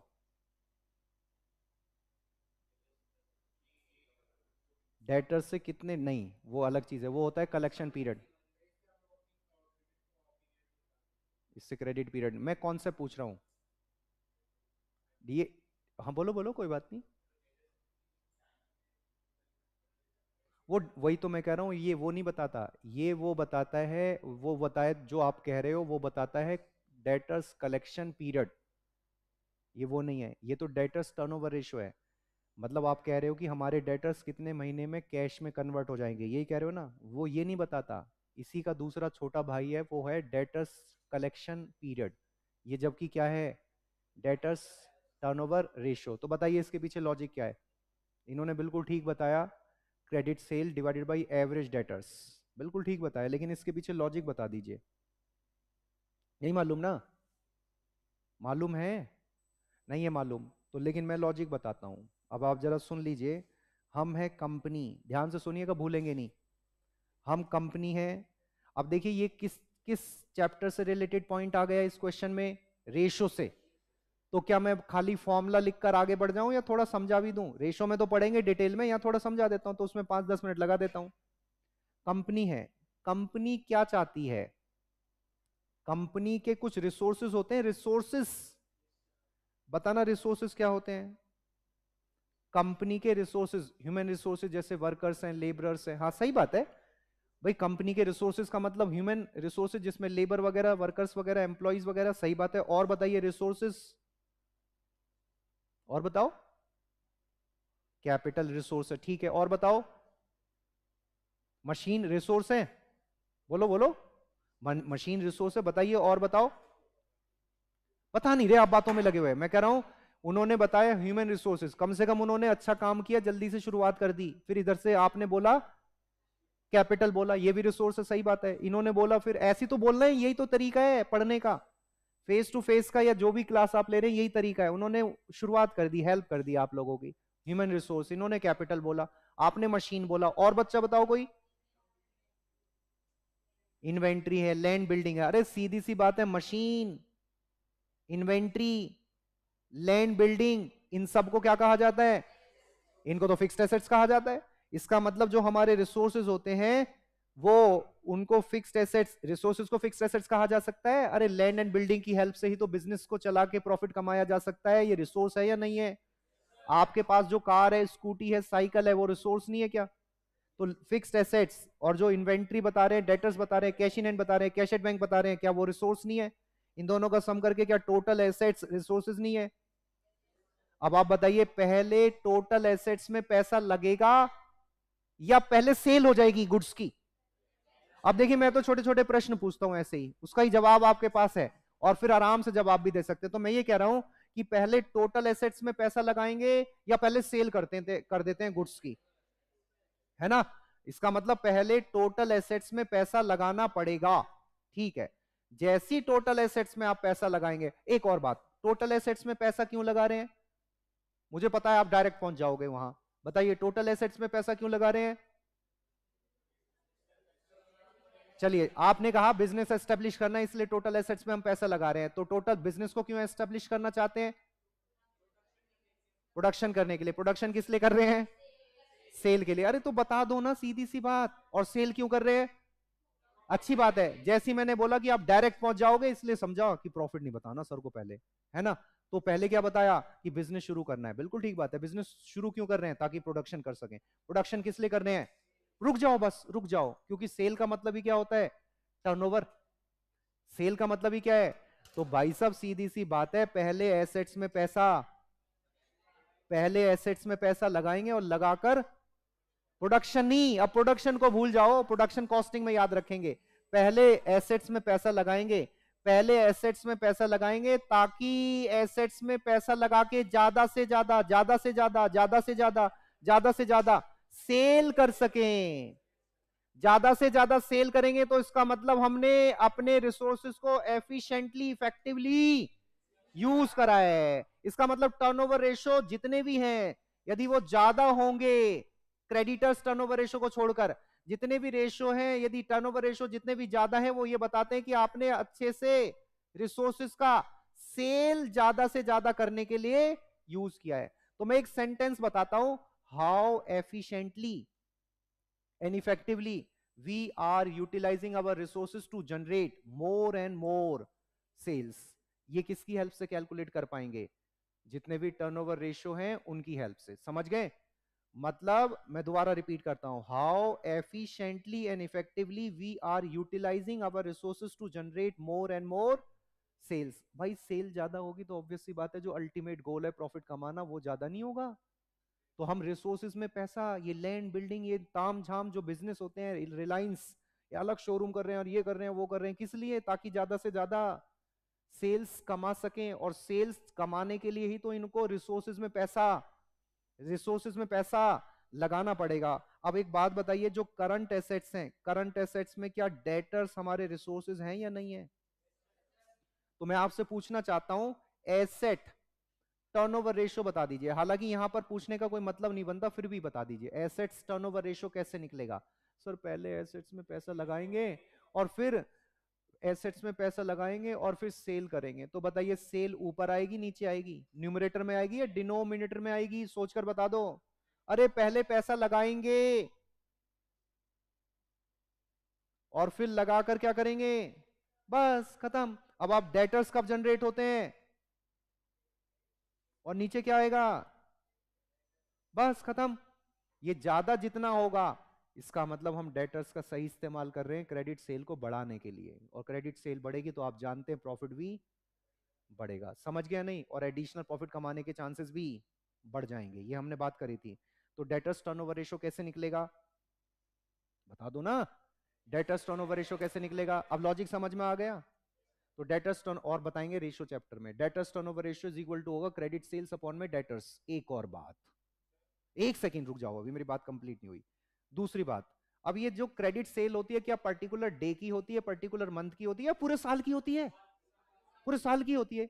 इसीलिए प्रॉफिट एंड लॉस अकाउंट में सेल लिखते हैं, ट्रेडिंग अकाउंट में बाई सेल, और उससे ऊपर लिखते हैं ट्रेडिंग अकाउंट के नीचे for the year ending on 31 मार्च, जो भी ईयर है ना। मतलब पूरे साल की होती है ना? पक्का? अरे क्रेडिट सेल पूरे साल की है। और डेटर्स कौन से लग रहे हैं? ये ओपनिंग वाले लग रहे हैं, क्लोजिंग वाले नहीं। मैं कह रहा हूं ये अभी फिलहाल जो नजर आ रहा है डेटर्स, ये क्रेडिट सेल तो पूरे साल की हो गई। ये डेटर्स या तो ओपनिंग के होंगे, क्योंकि मैंने एवरेज वर्ड तो लिखा नहीं है ना भाई। या तो ओपनिंग वाले होंगे डेटर्स नीचे, या क्लोजिंग वाले होंगे। जबकि क्रेडिट सेल पूरे साल की है और डेटर्स या तो ओपनिंग या, क्या ये सही तरीका है? मैंने पहली क्लास में कहा था यूनिफॉर्मिटी मेंटेन करनी है, प्लस करते हुए, माइनस करते हुए, डिवाइड करते हुए, है ना। मैं सीधी सीधी बातें करता हूं बस। तो बताओ, यूनिफॉर्मिटी मेंटेन हो रही है? क्रेडिट सेल पूरे साल की, डेटर क्लोजिंग ले रहे हो आप या ओपनिंग ले रहे हो, तो डेटर को भी क्या कर लो? अरे डेटर्स को भी ड्यूरिंग द ईयर ले लो ना। ड्यूरिंग द ईयर का मतलब क्या है? Opening plus closing divided by, इसीलिए एवरेज लेते हैं डेटर्स। ठीक है या नहीं? इसीलिए एवरेज लेंगे क्या? एसेट्स भी एवरेज लेंगे, हर चीज क्या लेते हैं? नीचे। क्योंकि ऊपर यदि क्रेडिट सेल है या सेल है जो कि पूरे साल की होती है, तो नीचे वाला पार्ट भी सिमिलैरिटी मेंटेन करने के पर्पज से एवरेज लेना पड़ेगा। क्या बात समझ में आई या नहीं आई? बोलो, क्लियर है? चलिए, तो इसका मतलब ये सीधी सी बात है। तो हमारे लिए, लेकिन हमें पैसा अरेंज करना है, और अरेंज करते हुए हमारा फोकस सेल पर होता है या कॉस्ट पर? Cost per. ठीक है या नहीं? तो मैं यहां पर क्रेडिट सेल लिखूं वो ज्यादा सही होगा, या क्रेडिट सेल की जो कॉस्ट है वो लिख दूं? कॉस्ट। एक बात, यदि कॉस्ट गिवन नहीं है तो फिर तो मजबूरी में, जैसे हमने अभी 1.4 किया, तो भाई मजबूरी में फिर सेल लेना पड़ेगा। लेकिन यदि सेल के साथ साथ कॉस्ट गिवन है तो फिर यहां सेल लेकर ना लेकर क्या लें? तो क्वेश्चन में क्या था? ये था अकाउंट्स रिसीवेबल टर्नओवर रेशियो या डेटर्स या रिसीवेबल्स टर्नओवर रेशियो। तो बताओ कैसे निकलेगा? Average debtors. ओके, और क्या लें यहां पर? और नहीं तो सही तरीका क्या है? कॉस्ट ऑफ क्रेडिट, जिसको कॉस्ट ऑफ सेल भी कह सकते हैं, सीधी सी बात है। ठीक है बेटे, सीधी सी बात है। देखो ऐसा है, आप सीए बनने के बाद अपनी फर्म ओपन करेंगे मान लेते हैं, तो अपनी फर्म में आप पैसा लगाएंगे। हाँ सर, आपके पास ज्यादा पैसे हैं तो आप एक अच्छी सी मार्केट में, अच्छी सी लोकेशन पर एक क्या करेंगे? एक ऑफिस खरीद लेंगे। ऑफिस खरीदना मतलब बिल्डिंग खरीदना, लैंड खरीदना, बिल्डिंग खरीदना। क्यों खरीद रहे हैं भाई रवि कुमार शाह साहब? ताकि आप क्या कर सकें? अपने टर्नओवर को बढ़ा सकें। और टर्नओवर बढ़ेगा तो ऑब्वियस सी बात है, प्रॉफिट तो बढ़ेगा ही। तो हम एसेट्स में पैसा इसलिए लगाते हैं, एसेट्स में पैसा इसलिए लगाते हैं ताकि सेल को बढ़ा सकें। तो मैं आपसे ये पूछना चाहता हूं कि मैंने एसेट्स में पैसा लगाया, मान लेते हैं 10 लाख। 10 लाख एसेट्स में पैसा लगाकर मैंने 30 लाख की सेल जनरेट कर दी। 10 लाख एसेट्स में पैसा लगाकर 30 लाख की सेल जनरेट कर दी। तो बताइए मैंने फायदा किया नुकसान? बोलो कितना फायदा किया?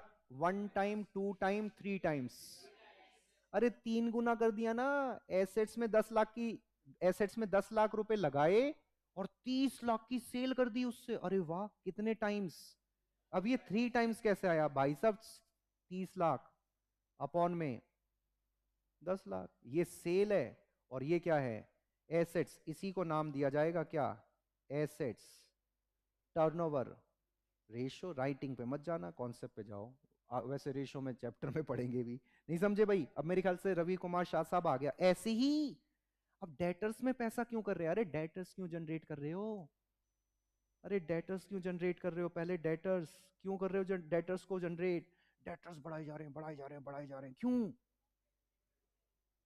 ताकि क्रेडिट सेल बढ़ सके और प्रॉफिट बढ़ सके। ये हो गया डेटर्स टर्नओवर रेशियो, बात खत्म। यही तो मैं लिखवा रहा था थोड़ा साफ सुथरे तरीके से। ये देखो, मेरे ख्याल से समझ में आ गया होगा, आई थिंक अब और भी क्लियर हो गया होगा। तो क्रेडिट सेल्स या कॉस्ट ऑफ क्रेडिट सेल, हमें इस चैप्टर में क्या लेना चाहिए? क्योंकि हमें ये ध्यान रहेगा। तो ये आ गया डी टी आर। तो बेटे ये सीधी सी बात निकल कर आई, D T R is equal to क्या होगा? बोलो D T R is equal to क्या होगा? अब मैं इसमें यदि आपसे एवरेज डेटर्स निकलवाना चाहता हूं, जिसको मैं रिसीवेबल्स भी कह सकता हूं, तो बताइए कैसे निकलेगी? बताओ बताओ बताओ। अरे बोलो। बेटे क्रेडिट सेल लूं मैं या उसकी कॉस्ट लूं? नहीं बेटे, कॉस्ट लेनी होगी क्योंकि हमें पैसा अरेंज करना है ना बिजनेस को चलाने के लिए। जितने दिन के लिए हमने उधार सेल करा उस पीरियड में हमें बिजनेस को चलाने के लिए पैसा चाहिए। तो क्या वो कॉस्ट के बराबर होना चाहिए या सेल के? लेकिन कॉस्ट नहीं है तो फिर तो सेल लेंगे, मजबूरी हमारी, कुछ नहीं कर सकते। और यदि कॉस्ट गिवन है, सेल गिवन है, तो फिर क्या लेंगे? और मजे की बात है इस क्वेश्चन में हमें कॉस्ट भी गिवन है। देखो 70% सेल का कॉस्ट गिवन है, 70% सेल का। इसमें वेरिएबल कॉस्ट ही गिवन है तो भाई कॉस्ट लेंगे ना फिर। तो cost of credit sales upon में डीटीआर का मतलब क्या है? चलो आगे कॉन्सेप्ट समझ में, बस कर डालो अब तो।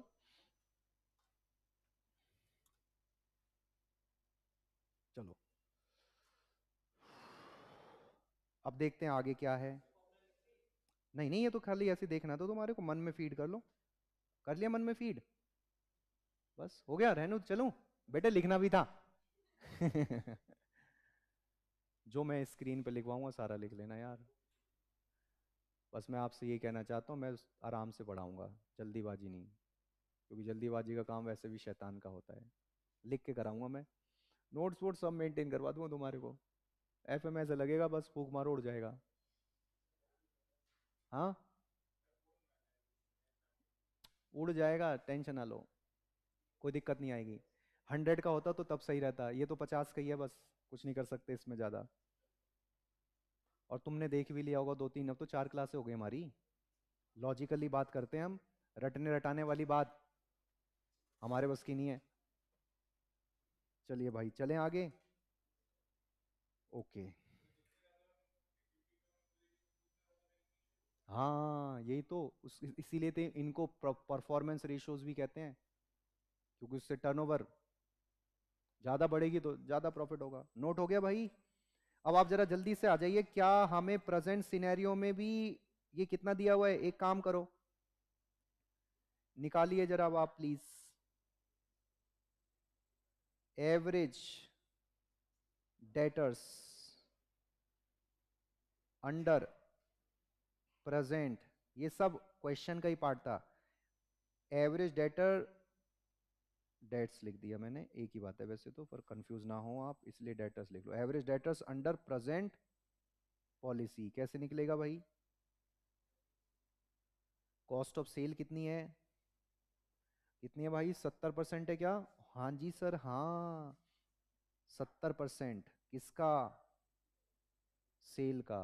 और divided by debtors turnover ratio कितना है? तो 70% इंटू में, सॉरी, 50 lakhs अपॉन में 4, बता दीजिए कितना आएगा?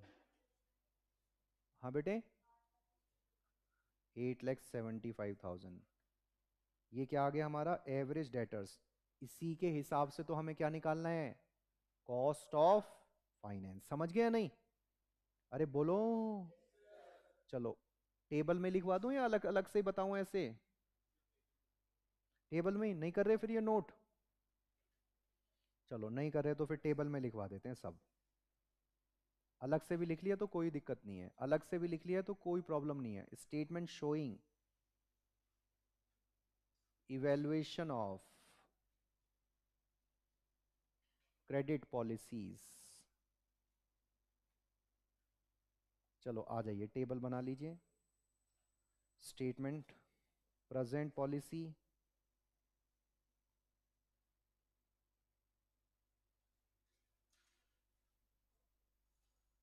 और जिन बच्चों का फाउंडेशन एक अटेम्प्ट में नहीं हुआ वो घबराए ना, इंटर एक में ही हो जाएगा।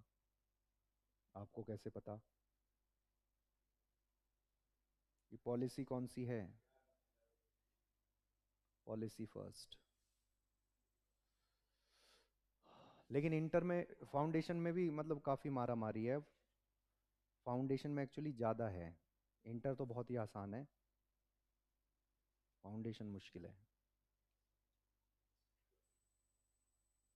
तो बेटे बता नहीं देंगे आप? क्या बताना है हमें? क्रेडिट सेल बतानी है, कितनी है? अच्छा, 60 lakhs।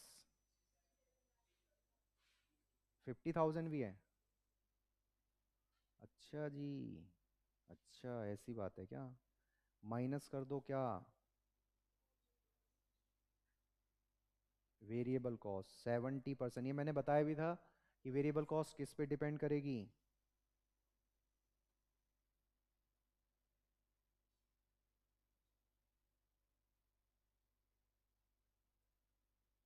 देखो बेटे, लास्ट वाला तो आपको कैलकुलेट करके मुझे बताना होगा।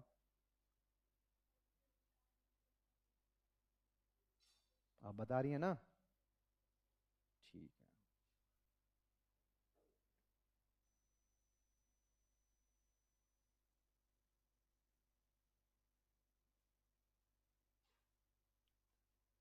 चलो बेटे, फिक्स कॉस्ट बता दीजिए। ये बताओ डिफरेंस बेटे कितना आएगा? हम्म।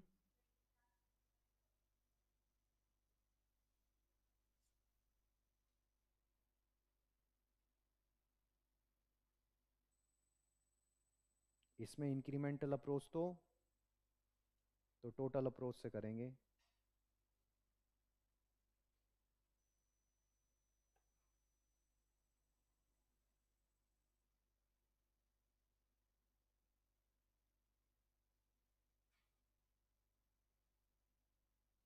चलो बेटे आगे आगे चलते रहो, बस छुट्टी मत करना यार, कोई भी छुट्टी करोगे तो फिर सारा काम खराब हो जाएगा।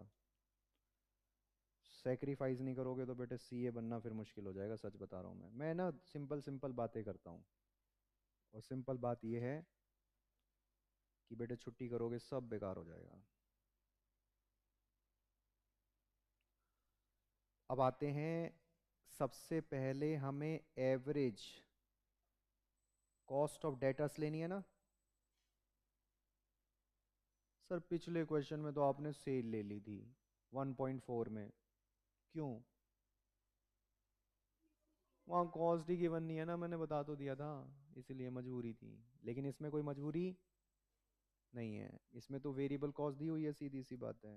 तो कैसे निकलेगा बताओ? हाँ ऐसे लिख दो, चलो cost of debtors divided by debtors.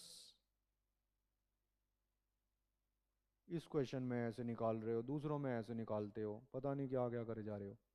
बेटे जैसी इन्फॉर्मेशन होगी हमें वैसे ही करना पड़ेगा। सर आपको कैसे पता चला इसमें इंक्रीमेंटल अप्रोच नहीं यूज होगा? बिल्कुल ठीक बात है, शुरू से क्लास जरूर देखना, एक तो ये बात है आज वाली। दूसरी बात, मैंने बता भी दिया था आपके आने से पहले, जब क्वेश्चन साइलेंट होगा कुछ ना बताए तो ये आपकी अपनी चॉइस है कि आप कौन सी अप्रोच फॉलो करें। और पर्सनली मैं बताऊं, सबसे अच्छी अप्रोच टोटल अप्रोच ही होती है, ठीक है या नहीं? इसीलिए टोटल अप्रोच फॉलो कर लिया। आप कह रहे हो नहीं नहीं मैं इंक्रीमेंटल अप्रोच फॉलो करूंगा, आप कर लो, उसमें 5 मिनट ज्यादा लगेंगे, ठीक है, ये बात है। लेकिन जब क्वेश्चन में लिख दिया कि इंक्रीमेंटल अप्रोच ही फॉलो करनी है, तो भाई फिर तो हमारी मजबूरी है, उसी को फॉलो करेंगे, चाहे 5 मिनट ज्यादा लगे या कम लगे, ठीक है या नहीं रवि कुमार शाह साहब? ये बात है। तो शुरू का जो पार्ट है इस लेक्चर का जरूर देखना है।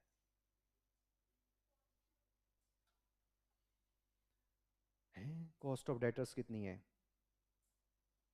ये तो वेरिएबल कॉस्ट ही है ना, कॉस्ट ऑफ डेटर्स में तो खाली फिक्स कॉस्ट तो है नहीं।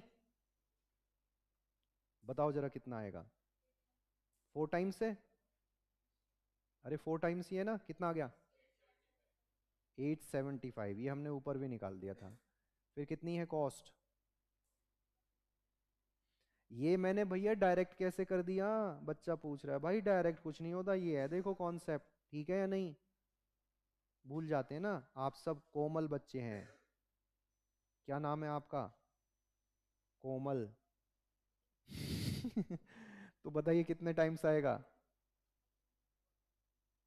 14 लैक्स आ जाएगी वैल्यू। 60, नहीं नहीं 60 नहीं था, 47,50,000।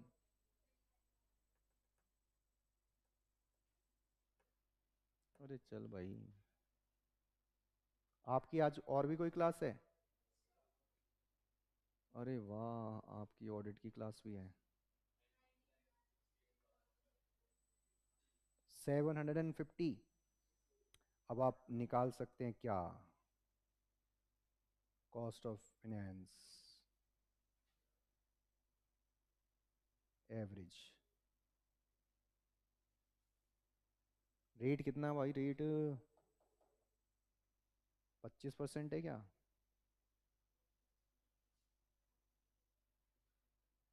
बताओ बेटे।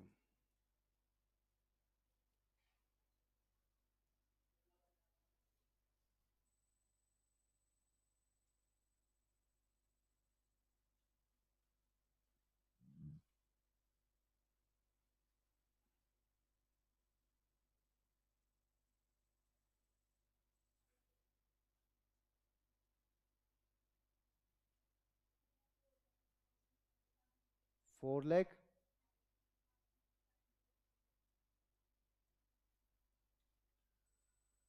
हाँ ये कुछ तो निकल गया।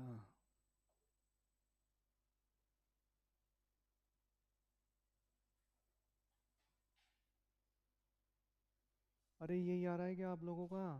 अरे सर हमने ही तो बताया है आपको। अच्छा अच्छा सॉरी। ए हो गया, अब आते हैं बी पर। अरे नहीं ये ए थोड़ी होगा, ए तो हमारा ऊपर था, अरे सर आप भूल जाते हो। बी है ये, बी। अब आते हैं सी पर। बेड डेट्स क्वेश्चन में गिवन है क्या?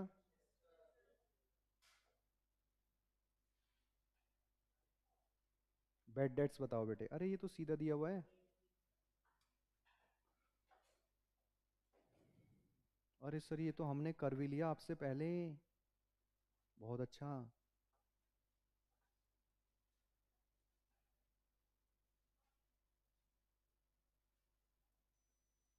ए माइनस बी माइनस सी।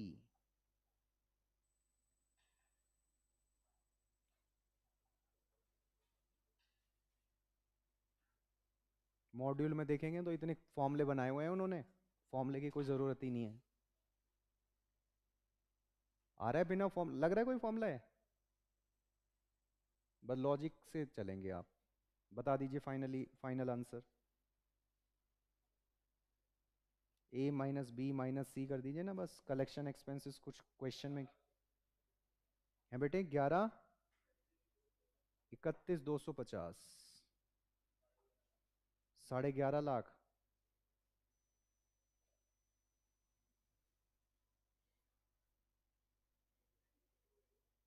10 लाख। कोई 82 कह रहा है, दो बच्चे बता रहे हैं 82। फिर 8 आएगा, 1 2 ये है। तो बताइए क्या करें? फर्स्ट ही है, फर्स्ट या सेकंड? बोलो फर्स्ट या सेकंड। अरे ये बेनिफिट है, बेनिफिट, जिसमें बेनिफिट सबसे ज्यादा होगा। तो बस ठीक है, लिख दीजिए।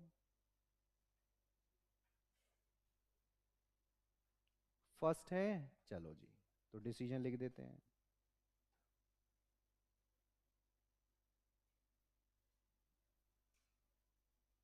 Proposed policy 1 should be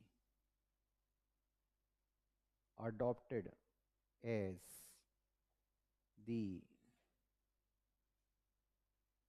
net benefit is more. Okay, okay, करो नोट।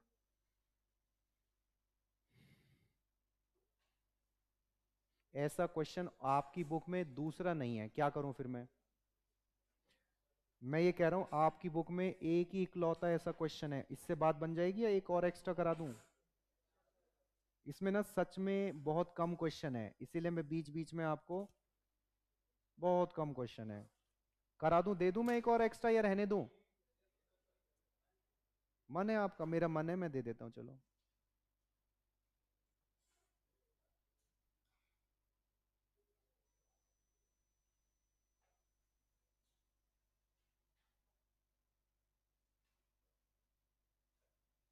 सर ये जो एक्स्ट्रा क्वेश्चन देते हो वो कहां से देते हो? हमें भी बता दो। ये बेटे हम अपनी बुक से दे देते हैं।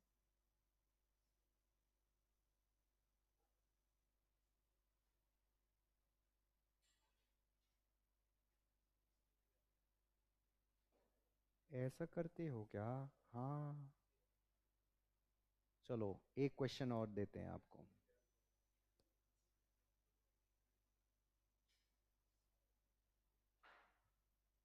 एग्जाम में एमटीपी का है ये, एमटीपी का क्वेश्चन है। शिवांशु कहाँ चले गए?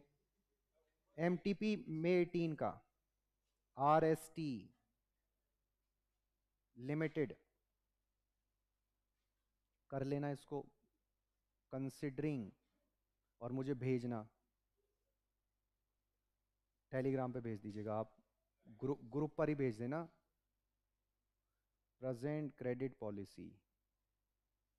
थोड़ी हमारी मेहनत तो लगेगी एक्स्ट्रा क्वेश्चनों में, लेकिन फायदा काफी ज्यादा होगा। प्रोसेस ऑफ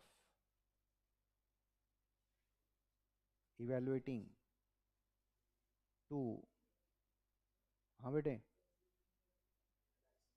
रिलैक्सिंग, RELAXING, जैसे आप घर पे जाके रिलैक्स नहीं करते, ऐसे ही ये कह रहा है कि रिलैक्स कर देंगे हम तुम्हारे को। RST is considering relaxing its present credit policy and is in the process of evaluating two proposed policies. Full stop. Currently, हाँ बिल्कुल, the firm has annual credit sales of rupees 225 lakhs and accounts receivables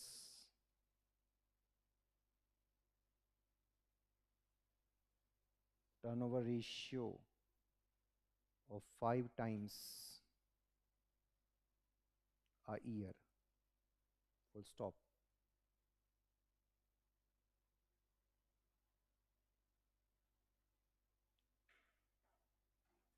Companies variable cost are 60% of the selling price. कर लिया ऊपर का note या नहीं? थोड़ा speed भी आपको उस हिसाब से मेंटेन करके चलनी है। The firm is required of 20% on the investment in new accounts receivables. Full stop. बस हो गया, टेबल बना लिया हूँ, कुछ नहीं करना। पहले नोट कर लो यदि किसी का छूट गया है तो।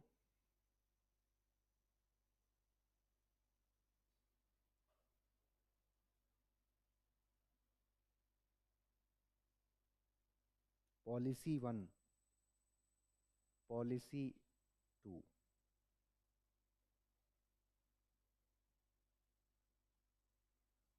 एनुअल क्रेडिट सेल्स रुपीज में, यहां लिख लेना ऑल फिगर्स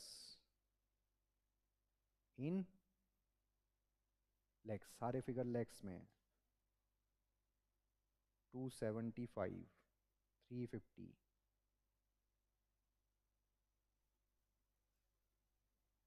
अकाउंट्स रिसीवेबल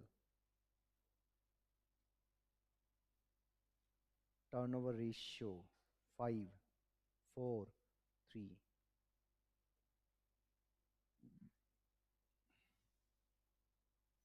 कुछ लिखा नहीं है तो कौन सी अप्रोच फॉलो करेंगे?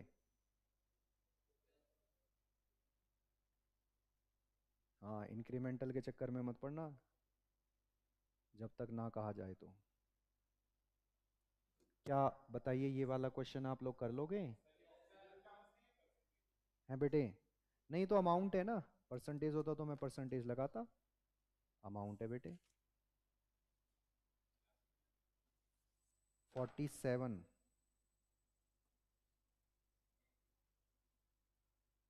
ये लीजिए 47.50 लैक्स।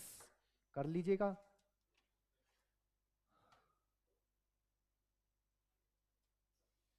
लिख लो बेटे, लिख ही दिया तो मैंने, लिख ही दिया ना, ऐसे कर लीजिए।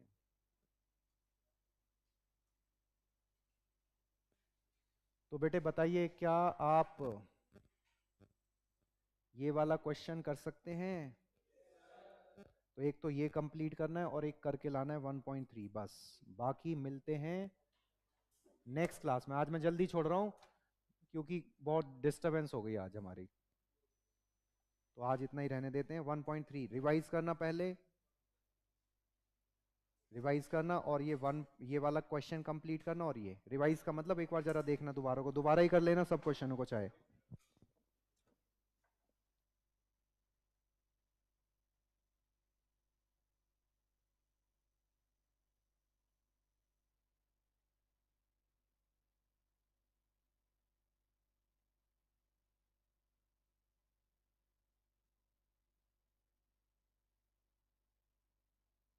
काम करूंगा, मैं जो ये डेटर्स मैनेजमेंट वाली बुक है ना, उसकी पीडीएफ आपको ग्रुप पे शेयर करवा दूंगा, ठीक है?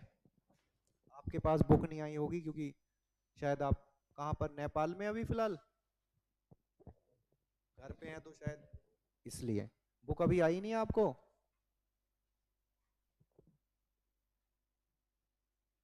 मैं टेलीग्राम ग्रुप पर ना ये बुक, ये वाली पीडीएफ सेंड करवा दूंगा, ठीक है? चलो ठीक है बेटे, करवा दूंगा, अभी मैं बोल देता हूँ, नीचे बोल देता हूँ।